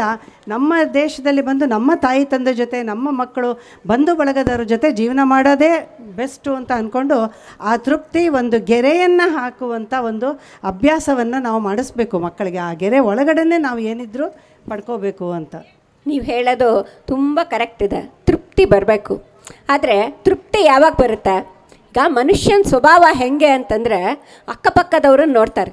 ಅಂದರೆ ಪಿಯರ್ ಪ್ರೆಷರ್ ಅಂತ ಕರಿತೀವಿ. ಅಂದರೆ ನಮ್ಮ ಸುತ್ತಮುತ್ತಲು ನಮ್ಮ ವಯಸ್ಸಿನವರು ಅಥವಾ ನಮ್ಮ ಸಂಬಂಧಿಕರು ಹೆಂಗಿದಾರೋ ನಾವು ಹಾಗೆ ಇರಬೇಕು ಅಂತ ಆಸೆ ಪಡೋದು ಸಹಜವಾದ ಗುಣ. ಮುಂಚೆ ಕಾಲದಲ್ಲಿ ಏನಾಗ್ತಿತ್ತು, ನಮ್ಮ ಪಕ್ಕದ ಮನೆಯವರು, ಅಕ್ಕದ ಮನೆಯವರು, ನಮ್ಮ ಅಣ್ಣ ತಮ್ಮಂದರು ಅಥವಾ ಕಸಿನ್ಸ್ ಇವ್ರನ್ನ ನೋಡ್ತಾ ಇದ್ವಿ. ಈಗ ಹಾಗಲ್ಲ. ಈಗ ವಾಟ್ಸಪ್ ನೋಡ್ತಾರೆ, ಫೇಸ್ಬುಕ್ ನೋಡ್ತಾರೆ, ಯೂಟ್ಯೂಬ್ ನೋಡ್ತಾರೆ, ವಿದೇಶದಲ್ಲಿರೋ ಫ್ರೆಂಡ್ಸನ್ನು ನೋಡ್ತಾರೆ, ಅವ್ರ ಮನೆ ನೋಡ್ತಾರೆ, ಅವ್ರ ಜೀವನ ಹೆಂಗೆ ನಡೆಸ್ತಾ ಇದ್ದಾರೆ ಅಂತ ನೋಡ್ತಾರೆ. ನೋಡಿದಾಗ ಏನಾಗತ್ತೆ, ನೋಡಿದ ತಕ್ಷಣ ಆಸೆ ಆಗತ್ತೆ. ಕಾಮಾತ್ ಸಂಜಾಯತೆ ಕಾಮ ಅಂತ ಹೇಳ್ತಾರಲ್ಲ ಭಗವದ್ಗೀತೆನಲ್ಲಿ, ಹಾಗೆ ಆಸೆ ಆಗಿದ್ದೇನಾಗತ್ತೆ, ಒಂಥರ ನಿಕೃಷ್ಟ ಭಾವನೆ, ಅಯ್ಯೋ ನಾನೇನು ಮಾಡ್ಕೊಂಡಿಲ್ವಲ್ಲ. ಈ ಹೊರಗಿಂದ ಏನಾಗುತ್ತೆ, ಅವರು ಒಂದು ಡಿಪ್ರೆಷನ್ ಥರ ಹೋಗೋಕ್ಕೆ ಶುರು ಮಾಡ್ತಾರೆ. ಯಾವಾಗಲೂ ಏನಾಗುತ್ತೆ, ನಮಗೇನಾದ್ರು ಬೇಜಾರಾಯಿತು ಅಂದರೆ ನಾವು ಅಣ್ಣ ತಮ್ಮ ಅಕ್ಕ ತಂಗಿ ಜೊತೆ ಹೇಳ್ಕೊತೀವಿ ಅಥವಾ ನಮ್ಮ ಬಾಂಧವರ ಜೊತೆ ಹಂಚ್ಕೋತೀವಿ. ಈಗ ಮಕ್ಕಳಿಗೇನು, ಅಣ್ಣ ತಮ್ಮ ಅಕ್ಕ ತಂಗಿ ಯಾರಿಲ್ಲ, ಒಬ್ಬರೊಬ್ಬರೇ ಇರ್ತಾರೆ, ಯಾರ ಮುಂದೆ ಹೇಳ್ಕೊಳಕ್ಕಾಗಲ್ಲ. ಹೋಗಲಿ ಫ್ರೆಂಡ್ಸ್ ಹತ್ರ ಹೇಳ್ಕೊಳ್ಳೋಣ ಅಂದರೆ ಯಾವ ಫ್ರೆಂಡ್ಸ್ ಇವರಿಂದ ಅನುಕೂಲ ತೊಗೊಳಕ್ಕೆ ಬಂದಿದ್ದಾರೋ ಗೊತ್ತಿಲ್ಲ, ಯಾರ ಹೊಟ್ಟೆ ಒಳಗೆ ಏನು ದ್ವೇಷ ಇಟ್ಕೊಂಡಿರ್ತಾರೋ ಗೊತ್ತಿಲ್ಲ. ಹೀಗಾಗಿ ಮನಸ್ಸಿನ ಭಾವನೆನ ಹೇಳ್ಕೊಳಕ್ಕೂ ಆಗದೆ ಅನುಭವಿಸೋಕ್ಕೂ ಆಗದೆ ಒಂದು ಡ್ಯುಯಲ್ ಪರ್ಸನಾಲಿಟಿ ಆಗಿಬಿಡ್ತಾರೆ. ಇಂಥವರು ತುಂಬ ಕೆಟ್ಟವರು, ದೇಶಕ್ಕೂ ಕೆಟ್ಟವರು, ಎಲ್ಲರಿಗೂ ಕೆಟ್ಟವರು. ಯಾಕೆಂದರೆ ಅವ್ರ ಮನಸ್ಸಲ್ಲಿ ಒಂದಿರುತ್ತೆ, ಬಾಯಲ್ಲಿ ಒಂದಿರುತ್ತೆ. ಈ ಥರ ನಮ್ಮ ಮಕ್ಕಳು ಆಗದೆ ಇರೋಂಗೆ ನೋಡ್ಕೊಳ್ಳೋದು ನಮ್ಮೆಲ್ಲರ ಜವಾಬ್ದಾರಿ ಅಂತ ನಂಗನ್ಸುತ್ತೆ. ಹೌದು, ಆ ಥರ ಡ್ಯುಯಲ್ ಪರ್ಸನಾಲಿಟಿ ಆಗಿಬಿಟ್ರೆ ಮಕ್ಕಳದು ಭಾರಿ ಕಷ್ಟ, ಅವ್ರದ್ದು ವಿಚಿತ್ರ ಪರಿಸ್ಥಿತಿ. ಅದಕ್ಕೆ ರೂಪ ಹೇಳೋದು, ಮಕ್ಕಳು ಮಾಡ್ಕೊಳ್ಳೋದು ಹೆಚ್ಚಲ್ಲ, ಅವ್ರನ್ನ ಒಳ್ಳೆ ರೀತಿಯಲ್ಲಿ ಬೆಳೆಸಿ ವೆಲ್ ಕಲ್ಚರ್ಡ್ ಅಂತ 4 ಜನದ ಹತ್ರ ಅನ್ನಿಸ್ಕೊಳ್ಳೋದಿದೆಯಲ್ಲ, ಅದು ತುಂಬ ದೊಡ್ಡ ಚಾಲೆಂಜು. ಅಲ್ಲ, ಮಕ್ಕಳಿಗೆ ಹರೇ ಶ್ರೀನಿವಾಸ್, ಮಕ್ಕಳಿಗೆ ನಾವು ಅವರ ಹವ್ಯಾಸಗಳು ತಿಳ್ಕೊಬೇಕ್ರಿ. ಮಕ್ಕಳಿಗೆ ಯಾವುದರಲ್ಲಿ ಅವ ಜಾಣ ಇದ್ದಾನೆ ಅಲ್ಲ, ಕೇವಲ ಯಾವುದರ ಬಲ್ಲಿ ಮಕ್ಕಳಿಗೆ ಸ್ವಲ್ಪ ನಾವು ಸುತ್ತಮುತ್ತ ಇರೋರಿಂದ ಹೇಗೆ ಅಂದ್ರಿ, ಅಥವಾ ನಮ್ಮ ಮನೆಯಾಗ ತಾಯಿ ತಂದೆ ಮಕ್ಕಳು ಇದು ಬಿಟ್ಟು ಬಿಡ್ರಿ, ನಮ್ಮ ಸುತ್ತಮುತ್ತಿನ ಜನರಿಂದಾಗಲಿ ಅಥವಾ ಪ್ರಾಣಿ ಪಕ್ಷಿಗಳಿಂದಾಗಲಿ, ಯಾವ ಪಕ್ಷಿಯನ್ನು ತಮ್ಮ ಮರಿಗೆ ಆಸ್ತಿ ಮಾಡಿಡ್ತಾವೇನ್ರಿ, ಕಾಳು ಗೀಳು ತಂದು ಮರಿಗೆ ಇನ್ರನ್ ಅವಕ್ಕೆ ರೆಕ್ಕೆ ಬರ್ತಾನೆ ಜೋಪಾನ ಮಾಡ್ತಾವ್ರಿ. ರೆಕ್ಕೆ ಬಂದ ಕೂಡಲೇ ಹಾರ್ಲಿಕ್ಕೆ ಬಿಡ್ತಾವ, ಧೈರ್ಯ ಕಲಿಸ್ತಾವ, ದುಡ್ಕೊಂಡು ತಿನ್ನು ಅಂತ ಹೇಳ್ತಾವ. ನಾವು ಏನು ಮಾಡ್ತೀವಿ, ಇಲ್ಲೇ ತಪ್ತೀವಿ ನೋಡ್ರಿ. ಯಾಕಂತ ಕೇಳ್ರಿ, ಮಕ್ಕಳಿಗೆ ಕೂಡಿಸ್ತೀವಿ, ನಾವು ದುಡಿತೀವಿ, ದುಡಿದು ಮಕ್ಕಳ ಸಲುವಾಗಿ ಆಸ್ತಿ ಮಾಡೋದ್ರಿ, ನಮ್ಮ ಸಲುವಾಗಿ ಅಲ್ಲ. ಅವು ಮಕ್ಕಳಿಗೆ ದುಡ್ತದ ಬೆಲೆ ಗೊತ್ತಾಗಂಗಿಲ್ಲ, ದುಡಿಯೋ ಸಂಭವ ಬರೋಂಗಿಲ್ಲ, ಇನ್ನು ದುಡಿದ್ರೂ ನಮಗೆ ಅನ್ಕಾರ ಆಗಂಗಿಲ್ಲ. ನಾವು ಮಕ್ಕಳನ್ನೇ ಒಂದು ಆಸ್ತಿ ಮಾಡ್ಬೇಕ್ರಿ. ನಾವು ಮಕ್ಕಳಿಗೆ ಆಸ್ತಿ ಮಾಡಿ ಇಡಬಾರ್ದ್ರಿ. ಮಕ್ಕಳನ್ನೇ ಒಂದು ಆಸ್ತಿ ಮಾಡಿದ್ವಿ ಅಂದ್ರೆ ಇಡೀ ನಮ್ಮ ಕುಟುಂಬ ಗೆದ್ದೀತದ. ಇಂಥದ್ದು ನಾವು ಪಾಲಿಸ್ಬೇಕ್ರಿ ಶಾಂತ.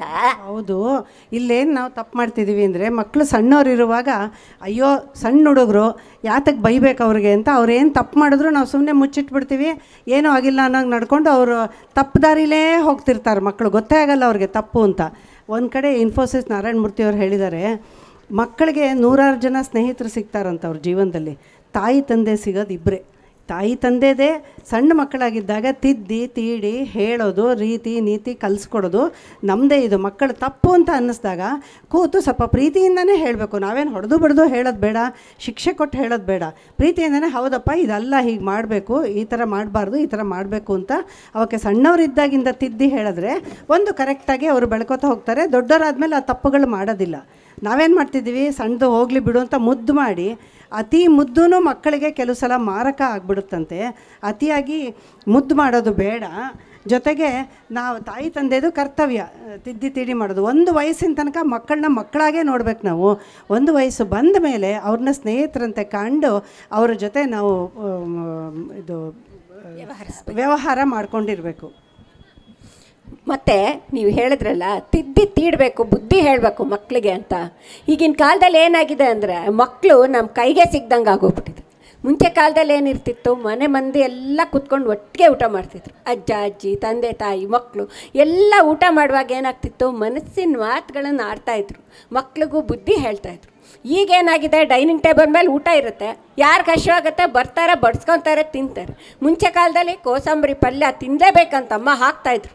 ಈಗ ಹಾಗೆಲ್ಲ ಮಾಡೋದಿಲ್ಲ, ಅವ್ರಿಗೇನು ಬೇಕೋ ತಿಂತಾರೆ, ಹೊಟ್ಟೋಗ್ತಾರೆ. ಹಾಗಾಗಿ ಊಟದ ಸಮಯದಲ್ಲೂ ಮಕ್ಕಳು ಸಿಗಲ್ಲ. ಬಾಕಿ ಸಮಯದಲ್ಲಿ ನಾವು ಹೇಳೋಣ ಅಂದರೆ 108 ಕ್ಲಾಸ್ಗಳು, ಆ ಕ್ಲಾಸ್ಗಳಿಗೆ ಹೊಟ್ಟೋಗಿರ್ತಾರೆ, ಅಲ್ಲಿಂದ ಬರೋ ಹೊತ್ತಿಗೆ ಸುಸ್ತಾಗಿರ್ತಾರೆ, ಅವಾಗೂ ನಮ್ಮ ಮಾತು ಕೇಳಲ್ಲ. ಬೇರೆ ಟೈಮಲ್ಲಿ ಸೋಷಿಯಲ್ ಮೀಡಿಯಾ, ವಾಟ್ಸಪ್ ನೋಡ್ತೀವಿ ಅಂತಾರೆ, ಫೇಸ್ಬುಕ್ ನೋಡ್ತೀವಿ ಅಂತಾರೆ, ಯೂಟ್ಯೂಬ್ ನೋಡ್ತೀವಿ ಅಂತಾರೆ. ಹೀಗಾಗಿ ಮಕ್ಕಳು ನಮ್ಮ ಕೈಗೆ ಸಿಗ್ದಂಗೆ ಆಗೋಗ್ಬಿಟ್ಟಿದೆ. ಇದ್ರ ಜೊತೆಗೆ ನಾವು ಅಪ್ಪ ಅಮ್ಮ ಏನು ಕಷ್ಟಪಟ್ಟು ಮುಂದೆ ಬಂದಿರ್ತೀವಲ್ಲ, ಆ ಕಥೆಗಳನ್ನು ಕೂಡ ಮಕ್ಕಳಿಗೆ ಹೇಳೋದಿಲ್ಲ. ಅವರೇನು ಅಂದ್ಕೊಂಡ್ಬಿಡ್ತಾರೆ, ನಮ್ಮ ಅಪ್ಪ ಅಮ್ಮ ಯಾವಾಗಲೂ ಹಿಂಗೆ ಇದ್ದಾರೆ ಅಂತ. ಮುಂಚಿಂದ ಕಷ್ಟಪಟ್ಟಿದ್ದನ್ನು ಮಕ್ಕಳಿಗೆ ನಾವು ಅರ್ಥ ಮಾಡಿಸಿದ್ರೆ ಅವರು ಬೆಲೆ ತಿಳ್ಕೊಬೋದು ಅಂತ ನನಗನ್ಸುತ್ತೆ.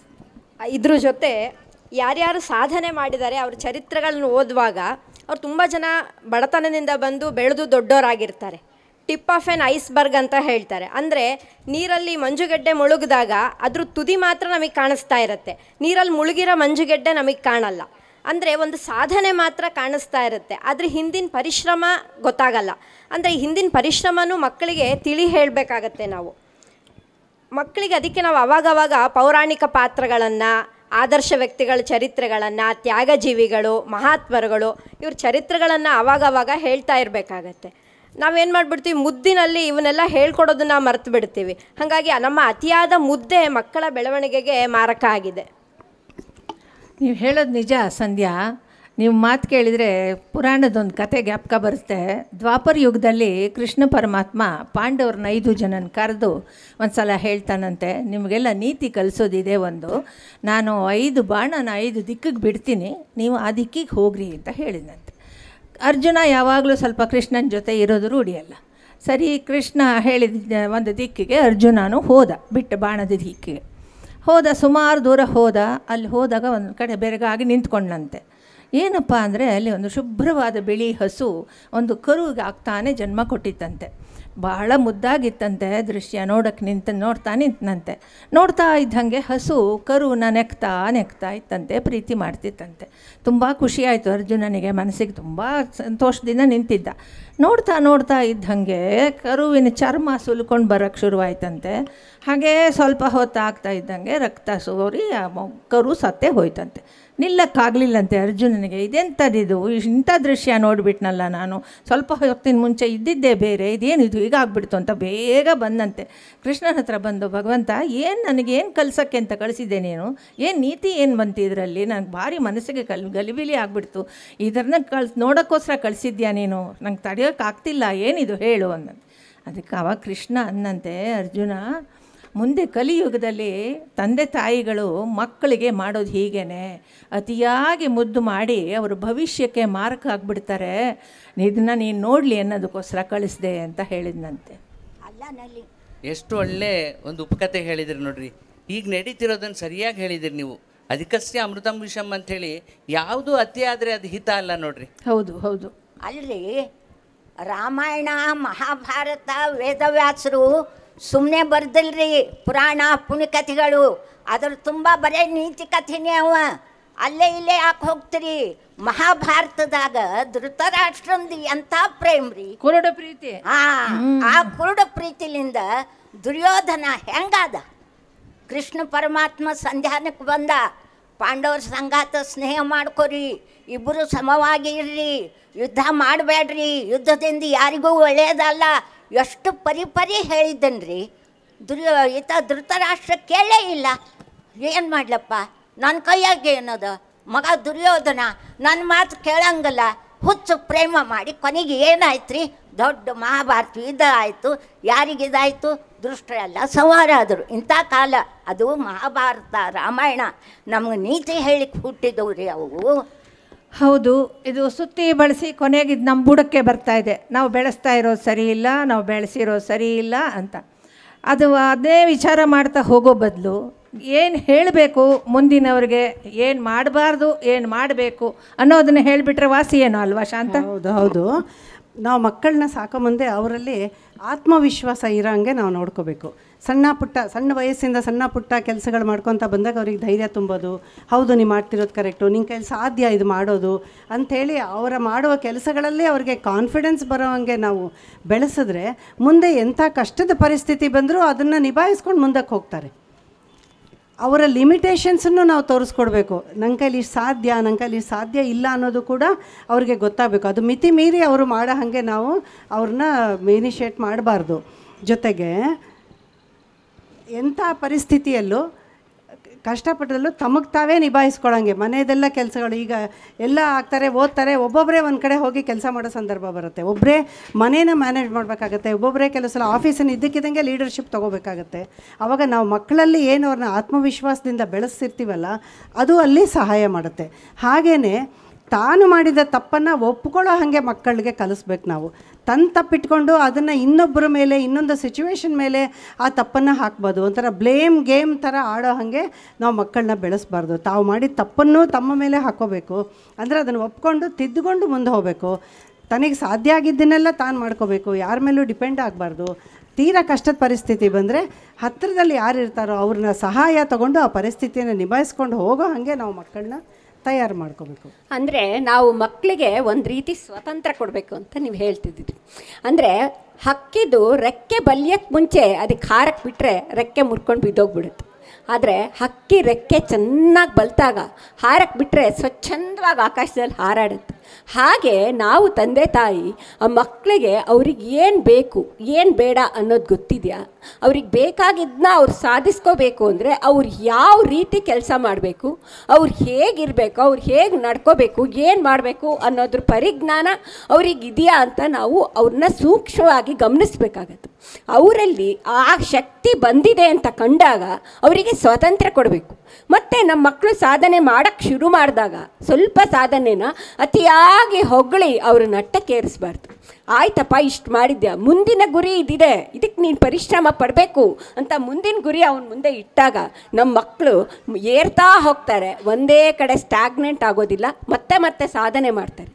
ಆದರೆ ಇದರ ಮಧ್ಯ ಅಕಸ್ಮಾತ್ ನಮ್ಮ ಮಕ್ಕಳು ಮುಖ ಮುದುಡಿದೆ, ಅವ್ರಿಗೆ ಏನಕ್ಕೋ ಅಡ್ಜಸ್ಟ್ ಆಗ್ತಿಲ್ಲ, ಅವ್ರು ಏನೋ ತೊಂದರೆಯಲ್ಲಿದ್ದಾರೆ, ಮಾನಸಿಕವಾಗಿ ಏನೋ ಕಷ್ಟದಲ್ಲಿದ್ದಾರೆ ಅಂತ ನಮಗೆ ಗೊತ್ತಾದರೆ ಮಾತ್ರ ಪದ ಕುಸಿಯೇ ನೆಲವಿಕ್ಕುದು ಮಂಕುತಿಮ್ಮ ಅಂತ DVG ಅವರು ಹೇಳಿರೋ ಹಾಗೆ, ಯಾರು ನಿನ್ನ ಕೈ ಬಿಟ್ಟರೋ ನಾನು ಇದೀನಿ ನಿನಗೆ, ನಿನ್ನ ಕೈ ಯಾವತ್ತೂ ಬಿಡಲ್ಲ ಅನ್ನೋ ಒಂದು ಧೈರ್ಯ ಕೊಟ್ಟರೆ ಚೆಂಡು ಪುಟ್ಟು ಎದ್ದ ಮೇಲೆ ಹೆಂಗೆ ಹೋಗುತ್ತೆ ಹಾಗೆ ನಮ್ಮ ಮಕ್ಕಳು ಆ ಕಷ್ಟದಿಂದ ನಿಭಾಯಿಸ್ಕೊಂಡು ಮತ್ತೆ ಅವರ ಸಾಧನೆ ಮಾರ್ಗದಲ್ಲಿ ಮುಂದೆ ಹೋಗ್ತಾರೆ ಅನ್ನೋದ್ರಲ್ಲಿ ಸಂಶಯನೇ ಇಲ್ಲ ಅಂತ ನನಗನ್ಸುತ್ತೆ. ಇದ್ರ ಜೊತೆ ಮಕ್ಕಳಿಗೆ ಸೋಲನ್ನು ಒಪ್ಕೊಳ್ಳೋದನ್ನು ಕಲಿಸ್ಬೇಕಾಗತ್ತೆ. ಅಂದರೆ ಈಗಿನ ಮಕ್ಕಳು ಬಹಳ ಸೂಕ್ಷ್ಮವಾಗಿರ್ತಾರೆ. ಯಾವುದೇ ವಿಷಯದಲ್ಲಿ ಸೋತರೂ ಅವರಿಗೆ ತಡ್ಕೊಳ್ಳೋ ಶಕ್ತಿನೇ ಇರಲ್ಲ. ಸಣ್ಣ ಪುಟ್ಟ ವಿಚಾರಕ್ಕೂ ಜೀವ ಕಳ್ಕೊಳ್ಳೋವರೆಗೂ ಯೋಚನೆ ಮಾಡಿಬಿಡ್ತಾರೆ. ಹಾಗಾಗಿ ನಾವು ಮಕ್ಕಳಿಗೆ ಚಿಕ್ಕವರಿದ್ದಾಗಲೇ ಸೋಲು ಗೆಲುವಿನ ಮೆಟ್ಟಲು ಅನ್ನೋದನ್ನು ಮನವರಿಕೆ ಮಾಡಿಕೊಡ್ಬೇಕಾಗತ್ತೆ. ಮತ್ತು ಇದ್ರ ಜೊತೆ ಅವರ ಅವಶ್ಯಕತೆಗಳನ್ನು ತಿಳ್ಕೋಬೇಕು. ಆಮೇಲೆ ನಮ್ಮ ಕನಸುಗಳನ್ನೆಲ್ಲ ಅವ್ರ ಮೂಲಕ ನನಸು ಮಾಡ್ಕೊಳ್ಳೋಕೆ ನೋಡಬಾರ್ದು, ಅವ್ರ ಕನಸುಗಳಿಗೂ ಬೆಲೆ ಕೊಡಬೇಕಾಗತ್ತೆ. ಈಗ ಇತ್ತೀಚೆಗೆ ಏನಾಗ್ಬಿಟ್ಟಿದೆ, ಮಕ್ಕಳಲ್ಲಿ ಅವಿಧೇಯತೆ, ಅಶಿಸ್ತು, ಬೇಜವಾಬ್ದಾರಿತನ, ಹಿಂಸೆ ಮನೋಭಾವ ಇವೆಲ್ಲ ಇವಾಗ ಗ್ಲೋಬಲ್ ಸಮಸ್ಯೆಗಳಾಗಿದೆ ಅಂತ ಅಂದರೂ ತಪ್ಪಾಗಲ್ಲ. ಇದಕ್ಕೇನು ಮಾಡ್ಬೋದು ಆಂಟಿ? ಸಂಧ್ಯಾ, ನಾ ಏನು ಹೇಳ್ತೀನಿ ಕೇಳ್ತೀಯ ನೀನು? ಇಲ್ಲೋಡು, ಮಕ್ಕಳಿಗೆ ಬರೀ ಓದು ಓದು ಹೋಮ್ವರ್ಕ್ ಮಾಡು ಓದು ಏನದ ರೀ?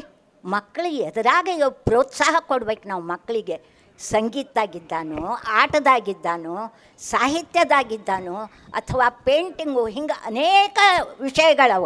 ಯಾವುದರಾಗ ಮಗನ ಆಸಕ್ತಿ ಅದ ಅದನ್ನು ನೋಡ್ಕೋಬೇಕು. ನೋಡಿಕೊಂಡು ಆ ಮಕ್ಕಳಿಗೆ ಪ್ರೋತ್ಸಾಹ ಕೊಟ್ಟಿವಿ ಅಂದ್ರೆ ಆ ವಿಷಯದಾಗ ದೊಡ್ಡ ಅವ ವಿಜ್ಞಾನಿ ಆಗ್ಬೋದು, ಶಾಸ್ತ್ರದಲ್ಲಿ ದೊಡ್ಡ ಪಂಡಿತ ಆಗ್ಬೋದು, ಆಟಗಳಲ್ಲಿ ದೊಡ್ಡ ಕ್ಯಾಪ್ಟನ್ ಆಗ್ಬೋದು. ಯಾಕಾಗಂಗಿಲ್ಲ ರೀ? ಎಷ್ಟೋ ವಿಷಯಗಳದಾಗ ಎಷ್ಟು ಮಂದಿ ಶಿಕ್ಷಣ ತಜ್ಞರಾಗ್ಯಾರ. ಎಲ್ಲ ನಮ್ಮ ಕೈಯಾಗದು ನೋಡ್ರಿ. ಇದಕ್ಕೇನಂತೀರಿ?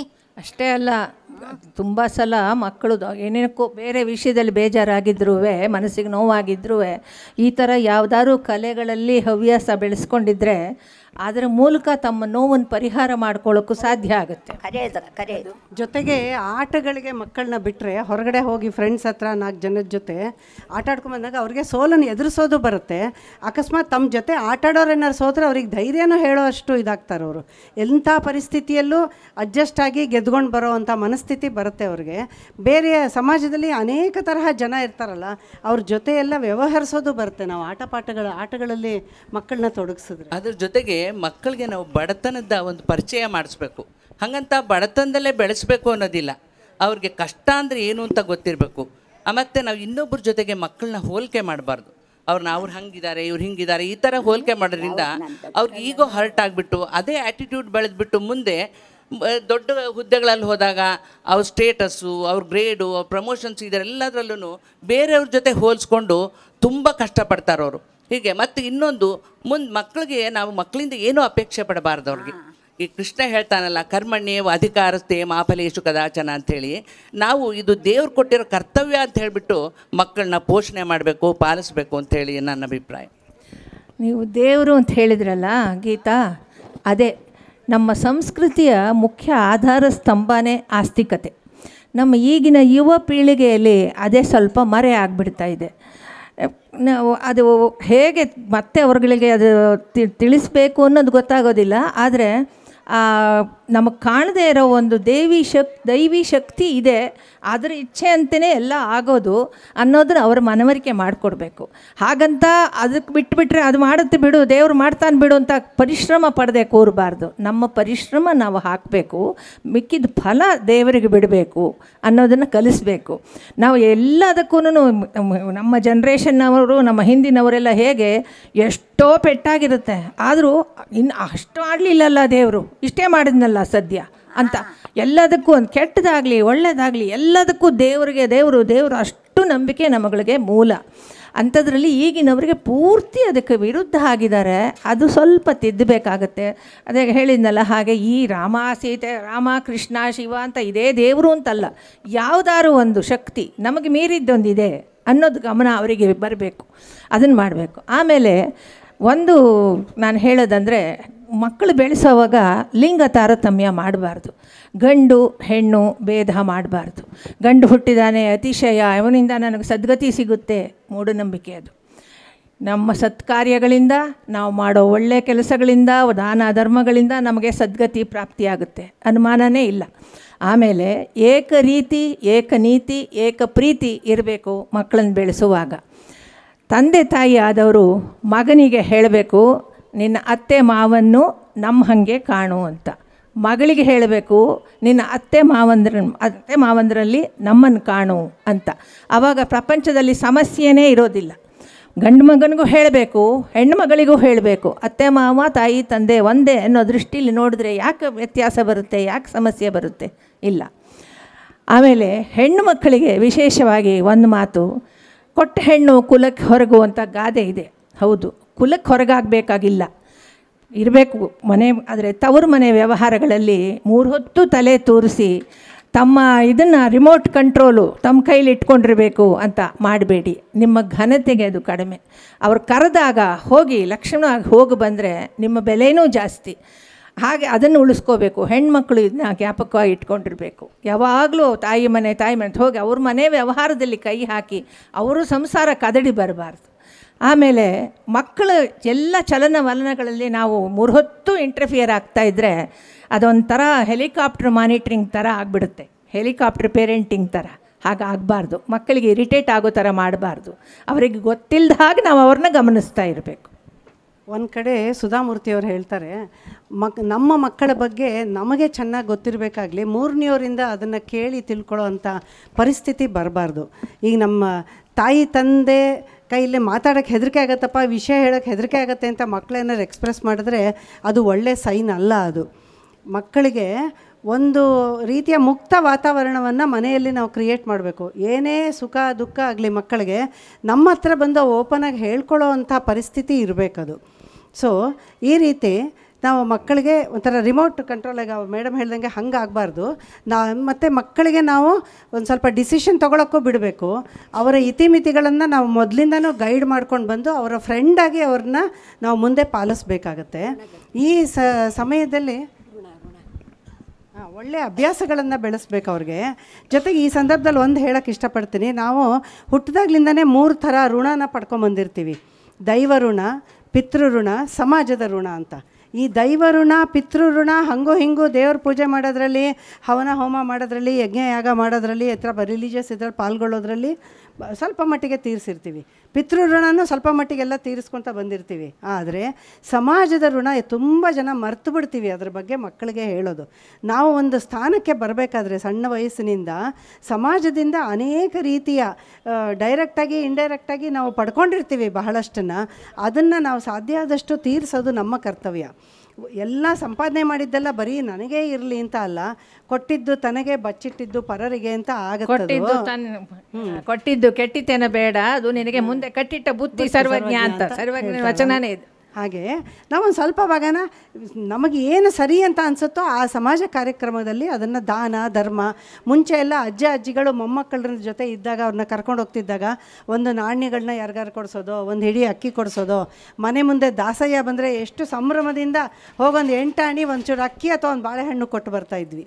ಆ ಥರ ಒಂದಲ್ಲ ಒಂದು ರೀತಿ ಸಣ್ಣ ಸಣ್ಣ ದಾನ ಧರ್ಮಗಳನ್ನು ಸಣ್ಣ ವಯಸ್ಸಿನವರಿದ್ದಾಗ ನಾವು ಮಾಡಿಸ್ತಾ ಬಂದರೆ ದೊಡ್ಡವರಾದಾಗ ಅವ್ರಿಗೆ ತಿಳುವಳಿಕೆ ಬಂದು ತಮ್ಮ ಕೈಲಾದಷ್ಟು ತಮ್ಮಗೂ ಇಟ್ಟುಕೊಂಡು ಉಳಿದಿದ್ದನ್ನು ಸಮಾಜಕ್ಕೆ ಅವರು ಕೊಡುವಂತಹ ಒಂದು ಪ್ರವೃತ್ತಿಯನ್ನು ನಾವು ಬೆಳೆಸಬೇಕು ಮಕ್ಕಳಲ್ಲಿ.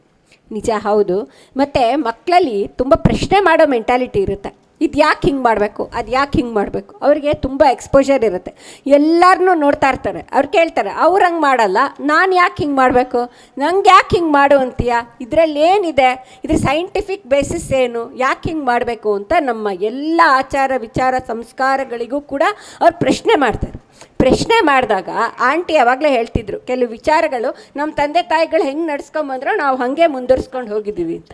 ನಮ್ಮ ಮಕ್ಕಳು ಹಂಗೆ ಹೇಳಿದ್ರೆ ಅವ್ರು ಕೇಳಲ್ಲ. ಅವರಿಗೆ ಪ್ರಶ್ನೆಗೆ ಉತ್ತರ ಬೇಕು. ನಮಗೆ ಆ ಉತ್ತರ ಗೊತ್ತಿಲ್ಲ ಅಂದರೆ ನಾವೇ ಸುಮ್ಮನಿರೋ ಅಂತಂದರೆ ಖಂಡಿತ ಅವ್ರು ನಮ್ಮ ಮಾತು ಕೇಳಲ್ಲ. ಯಾರಿಗೆ ಅದ್ರ ಉತ್ತರ ಗೊತ್ತೋ ಗುರುಗಳು ಹಿರಿಯರ ಹತ್ರ ಅದನ್ನು ತಿಳ್ಕೊಂಡು ನಾವು ನಮ್ಮ ಮಕ್ಕಳಿಗೆ ಸರಿಯಾದ ರೀತಿಯಲ್ಲಿ ತಿಳುವಳಿಕೆ ಕೊಟ್ಟರೆ ಅವರು ನಮ್ಮ ಸಂಪ್ರದಾಯ ಸಂಸ್ಕೃತಿ ಎಲ್ಲದನ್ನು ನಡೆಸ್ಕೊಂಡು ಹೋಗೋದಾರೆ ಅನ್ನೋದ್ರಲ್ಲಿ ಏನೂ ಸಂಶಯ ಇಲ್ಲ. ಇದರ ಜೊತೆ ಇನ್ನೊಂದು ತುಂಬ ಇಂಪಾರ್ಟೆಂಟ್ ಅಂದರೆ ನಮ್ಮ ಮಕ್ಕಳು ಯಾರ ಜೊತೆ ಒಡನಾಟ ಇಟ್ಕೊಂಡಿದ್ದಾರೆ ಅಂತ ನೋಡ್ತಾ ಇರಬೇಕು. ಈಗ ದುರ್ಯೋಧನನ ಜೊತೆ ಕರ್ಣ ಒಡನಾಟ ಇಟ್ಕೊಂಡಿದ್ರಿಂದ ಅವನೊಳಗಿದ್ದಿದ್ದ ಯಾವುದೇ ಒಳ್ಳೆ ಗುಣ ಅಭಿವ್ಯಕ್ತ ಆಗೋಕ್ಕಾಗಲಿಲ್ಲ.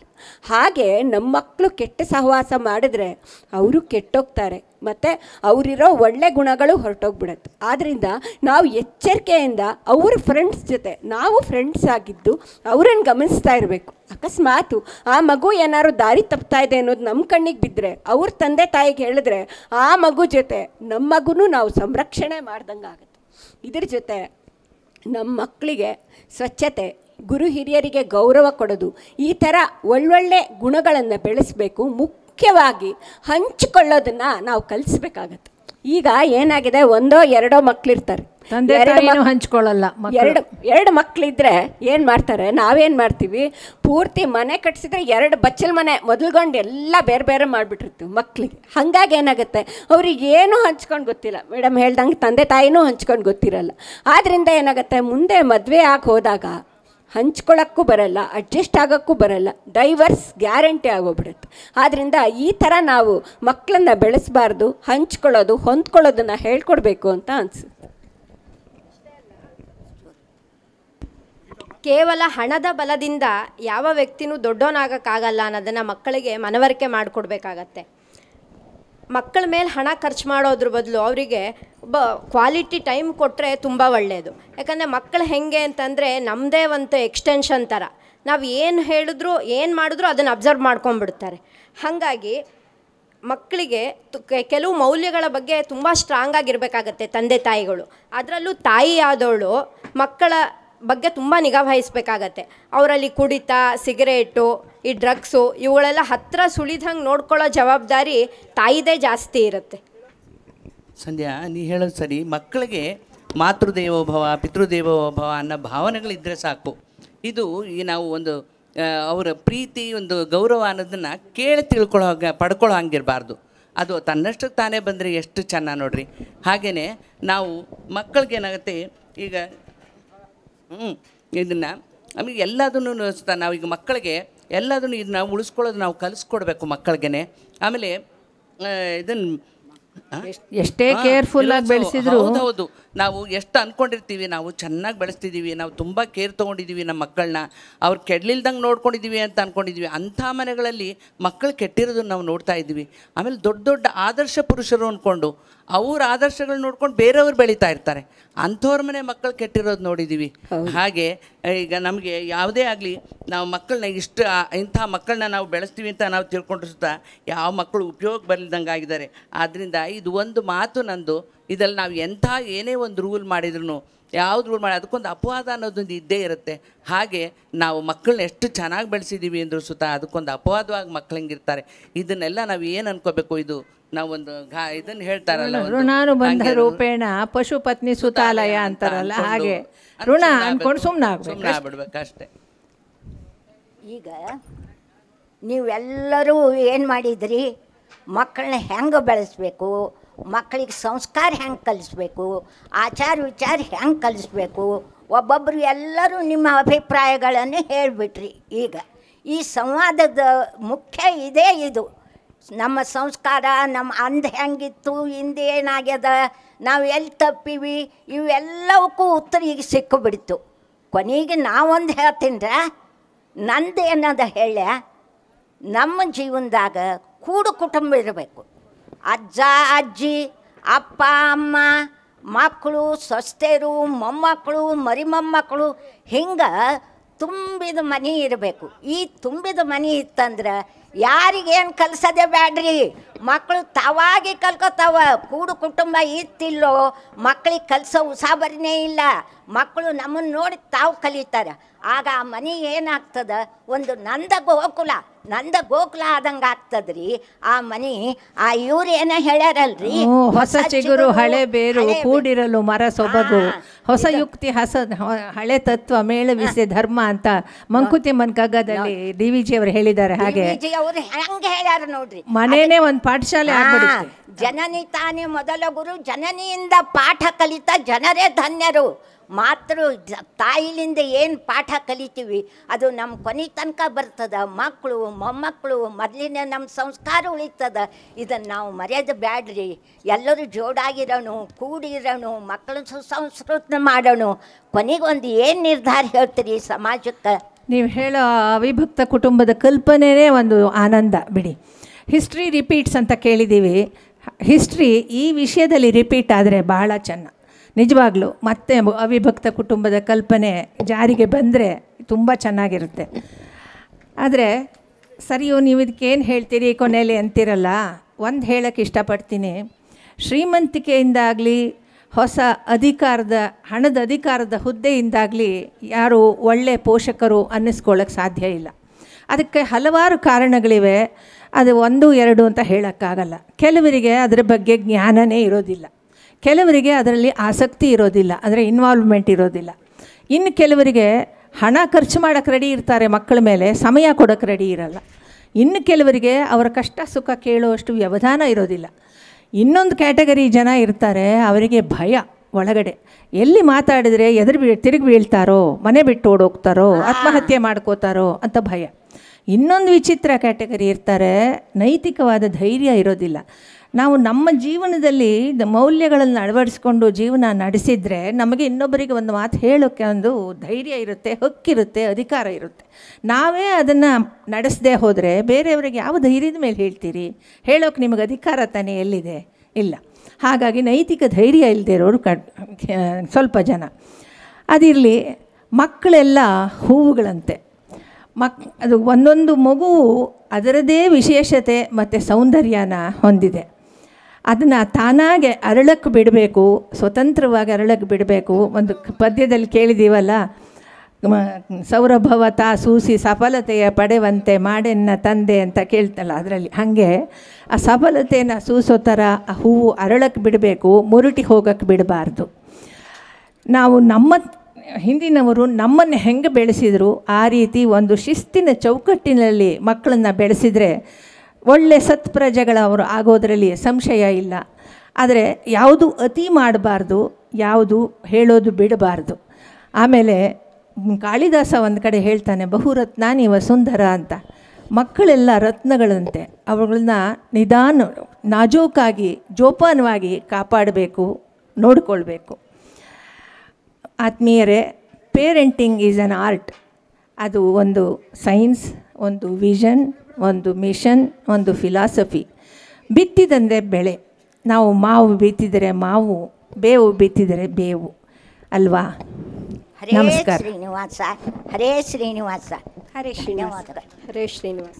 ಈ ಈ ಒಂದು ಶ್ರೀ ರಾಘವೇಂದ್ರ ಸಪ್ತಾಹದ ಕಾರ್ಯಕ್ರಮದಲ್ಲಿ ನಮ್ಮ ಸಂವಾದಕ್ಕೆ ಅಂತ 1 ಗಂಟೆ ಕಾಲ ಅನುವು ಮಾಡಿಕೊಟ್ಟು ನಮಗೆ ಪ್ರೋತ್ಸಾಹಿಸಿದ್ದಕ್ಕೆ ಈ ತಂಡದ ಎಲ್ಲರ ಪರವಾಗಿ ನಮಸ್ಕಾರ ಪೂರ್ವಕ ಧನ್ಯವಾದಗಳನ್ನು ಹೇಳಕ್ಕೆ ಇಷ್ಟಪಡ್ತೀನಿ. ಹರೇ ಶ್ರೀನಿವಾಸ, ಹರೇ ಶ್ರೀನಿವಾಸ, ಹರೇ ಶ್ರೀನಿವಾಸ. ಹಾಂ, ಈ ಸಂವಾದದ ರಚನೆ ಮತ್ತು ಈ ಸಾಹಿತ್ಯ ಎರಡೂ ನಳಿನಿ ಅಚ್ಯುತ್ತವರು, ಶ್ರೀಮತಿ ನಳಿನಿ ಅಚ್ಯುತ್ತವ್ರದ್ದು. ಹರೇ ಶ್ರೀನಿವಾಸ. ಹರೇ ಶ್ರೀನಿವಾಸ. ನಿಜವಾಗ್ಲೂ ಈ ಕಾರ್ಯಕ್ರಮ ಭಾಳ ಮುಖ್ಯವಾಗಿರ್ತಕ್ಕಂಥ ಕಾರ್ಯಕ್ರಮ. ಆದರೆ ಪಾಪ ಕಾರ್ಯಕ್ರಮದ ತಡ ಆಗಿ ಊಟ 2 ಪಂಕ್ತಿ 3 ಪಂಕ್ತಿ ಕಾದು ಊಟ ಮಾಡಿ ಸುಸ್ತಾಗಿ ಇದು ಮುಖ್ಯವಾಗಿರ್ತಕ್ಕಂಥ ಏನು ರಸಾಯನ ಸ್ವೀಕಾರ ಮಾಡಬೇಕಾಯಿತು, ಅದರಿಂದ ಇಲ್ಲಿಗೆ ಬಂದಿರತಕ್ಕಂಥ ಜನರು ವಂಚಿತರಾಗಿದ್ದಾರೆ ಅಂತ ಮಾತ್ರ ನಾನು ಹೇಳಬಲ್ಲೆ. ಏಕೆಂದರೆ ಸಮಾಜದಲ್ಲಿ ಇರ್ತಕ್ಕಂಥ ಜ್ವಲಂತ ಸಮಸ್ಯೆಗಳು, ಪ್ರತಿಯೊಬ್ಬರ ಮನೆಯಲ್ಲಿ ಇರ್ತಕ್ಕಂಥ ಸಮಸ್ಯೆಗಳ ಬಗ್ಗೆ ಅವರು ಎತ್ತಿ ತೋರಿಸಿದ್ದಾರೆ. ಹಾಗೆ ಅದಕ್ಕೆ ಪರಿಹಾರ ಏನೋ ಕೂಡ ಸೂಚನೆ ಮಾಡಿದ್ದಾರೆ. ಎಲ್ಲ ತಾಯಂದಿರು ಕೂಡ ಅನುಭವದಿಂದ ತಮ್ಮ ಸಣ್ಣತನದಲ್ಲಿ ತಮ್ಮ ಹಿರಿಯರನ್ನು ತಾವೇನು ಬರೆದಿದ್ದೇನೋ, ತಮ್ಮ ಮಕ್ಕಳು ಹೇಗೆ ಇದಾದರೂ ಇವತ್ತು ನಮ್ಮ ಮಕ್ಕಳು ಹೇಗೆ ಕೈ ತಪ್ಪು ಹೋಗ್ತಾರೆ ಎಲ್ಲದಕ್ಕೂ ಹೇಳ್ತಕ್ಕಂಥವ್ರು ಆಗ್ತಾರೆ. ಅಂದರೆ ಒಂದು ಮಾತ್ರ, ಮಕ್ಕಳು ಪ್ರತಿಯೊಂದು ಸಣ್ಣತನದಿಂದಲೂ ಕೂಡ ಮನೆಯಲ್ಲಿ ತಂದೆ ತಾಯಿಗಳನ್ನು ನೋಡೇ ಬೆಳಿತಾರೆ ಅವರು. ಮನೆಯಲ್ಲಿ ತಂದೆ ತಾಯಿಗಳು ಸ್ನಾನ ಸಂಧ್ಯಾವನ ಒಂದು ಸಂಸ್ಕಾರ ಪರೋಪಕಾರ ಎಲ್ಲ ಇಟ್ಕೊಂಡಿದ್ರೆ ಆಟೋಮೆಟಿಕ್ಕಾಗಿ ಇದು. ಈಗ ನಮ್ಮ ಮನೆಯೊಳಗೆ ನಿಮ್ಮ ಹುಡುಗರು ಹೇಗಿತ್ತಂದರೆ, ಒಂದು 3 ವರ್ಷದ ಹುಡುಗ ನಾವು ಹರೇ ಪುಂಡರೀಕಾಕ್ಷ ಅಂತ ನಾವು ಬರ್ತಾಯಿದ್ರೆ ಎಂಥವನ್ನಾದರೂ ಕೂಡ ದೂರ ಸರ್ ನಿಂತು ಬಿಡ್ತಾನೆ ನಾವು. ಕಾರಣ ಏನಂದರೆ ಆ ಮನೇಲಿ ಇರ್ತಕ್ಕಂಥ ಆ ಸಂಸ್ಕಾರ. ಆದ ಕಾರಣ ತಂದೆ ತಾಯಿಗಳು ಮಾತ್ರ ಯಾವುದರಲ್ಲಿ ಐಶಿಕ ಸುಖಗಳಿಗೆ ಮೈ ಮರಿಬಾರ್ದು, ಏನು ಕರ್ತವ್ಯಗಳು ಅವ್ರು ಮಾಡೋದರಲ್ಲಿ ಮರಿಬಾರ್ದು. ಅವು ಮಾಡ್ತಾ ಹೋದರೆ ಮಕ್ಕಳು ಮೊದಲು ಹೇಳಿದ್ದು ಕೇಳೋದಿಲ್ಲ, ನೋಡಿ ಕಲಿತವೆ. ಆ ಒಂದು ಭಾವನೆ ಮನೆಯಲ್ಲಿ ಎಲ್ಲರಿಗೂ ಬರಬೇಕು. ಎಲ್ಲರಲ್ಲೂ ಕೂಡ ಸಂಸ್ಕೃತಿ ಬೆಳೆಸಬೇಕು, ನಮ್ಮ ಧರ್ಮ ಉಳಿಬೇಕು ಅಂತ ಅಂದ್ಕೊಂಡ್ರೆ ಮಾತ್ರ ತಪ್ಪದೆ ಆ ತಾಯಂದಿರ ಎಲ್ಲ ಆಶಯಗಳು ಕೂಡ ರಾಯರು ಪೂರ್ಣ ಮಾಡಲಿ ಅಂತ ಸಭಾಮೂಲಕವಾಗಿ ಪ್ರಾರ್ಥನೆ ಮಾಡ್ತಾ, ಅಷ್ಟು ದೂರದಿಂದ ದಾವಣಗೆರೆಯಿಂದ ಇಲ್ಲಿಗೆ ಬಂದು ಈ ಕಾರ್ಯಕ್ರಮ ನಡೆಸ್ತಕ್ಕಂಥವ್ರಾಗಿದ್ದಾರೆ. ಒಂದು ಮಾತ್ರ ಕರೆಯುವಮ್ಮ, ನೀವು ಸಂಸಾರದಲ್ಲಿರ್ತಕ್ಕಂಥ ಸಮಸ್ಯೆಗಳು ಹೇಗೆ ಹೇಳ್ತೀರೋ ನಿಮ್ಮ ಕಾರ್ಯಕ್ರಮ ಕೂಡ ಅಷ್ಟೇ ಸಡಗರದಲ್ಲಿ ನಿಮ್ಮ ಕಾರ್ಯಕ್ರಮ ಇರ್ತದೆ. ಅಲ್ಲಿ ಕೂಡ ಶ್ರೀನಿವಾಸ ಕಲ್ಯಾಣದ ಪ್ರಾರಂಭದ ಸನ್ನತೆ ನಡೆದಿತ್ತು. ಅವಾಗ ಕೂಡ ಅರ್ಧ ಪದರ ಹಾಕಿ ಕೊನೆಯಲ್ಲಿ ಕೂಡಿಸಿ ನಿಮ್ಗೆ ಕಾರ್ಯಕ್ರಮ ಮಾಡಿತ್ತು. ಇಲ್ಲಿ ಕೂಡ ಅದೇ ಕಾರ್ಯಕ್ರಮ ಇದೆ. ದಯವಿಟ್ಟು ಅನಾನುಕೂಲಕ್ಕೆ ಕ್ಷಮಿಸ್ರಿ ಅಂತ ಕೇಳ್ತಾ, ನೀವೆಲ್ಲ ತಾಯಂದಿರು ಬಂದು ನಿಮ್ಮ ಅನುಭವ ಅಮೃತವನ್ನು ಕೊಟ್ಟಿರ್ತಕ್ಕಾಗಿ ಎಲ್ಲರ ಪರವಾಗಿ ರಾಘವೇಂದ್ರ ಸಪ್ತಾಹ ಕಾರ್ಯಕ್ರಮ ಸಮಿತಿ, ಬ್ರಾಹ್ಮಣ ಸಮಾಜ ಎಲ್ಲರ ಪರವಾಗಿ ಅನಂತ ಧನ್ಯವಾದಗಳು. ಹರೇ ಶ್ರೀನಿವಾಸ.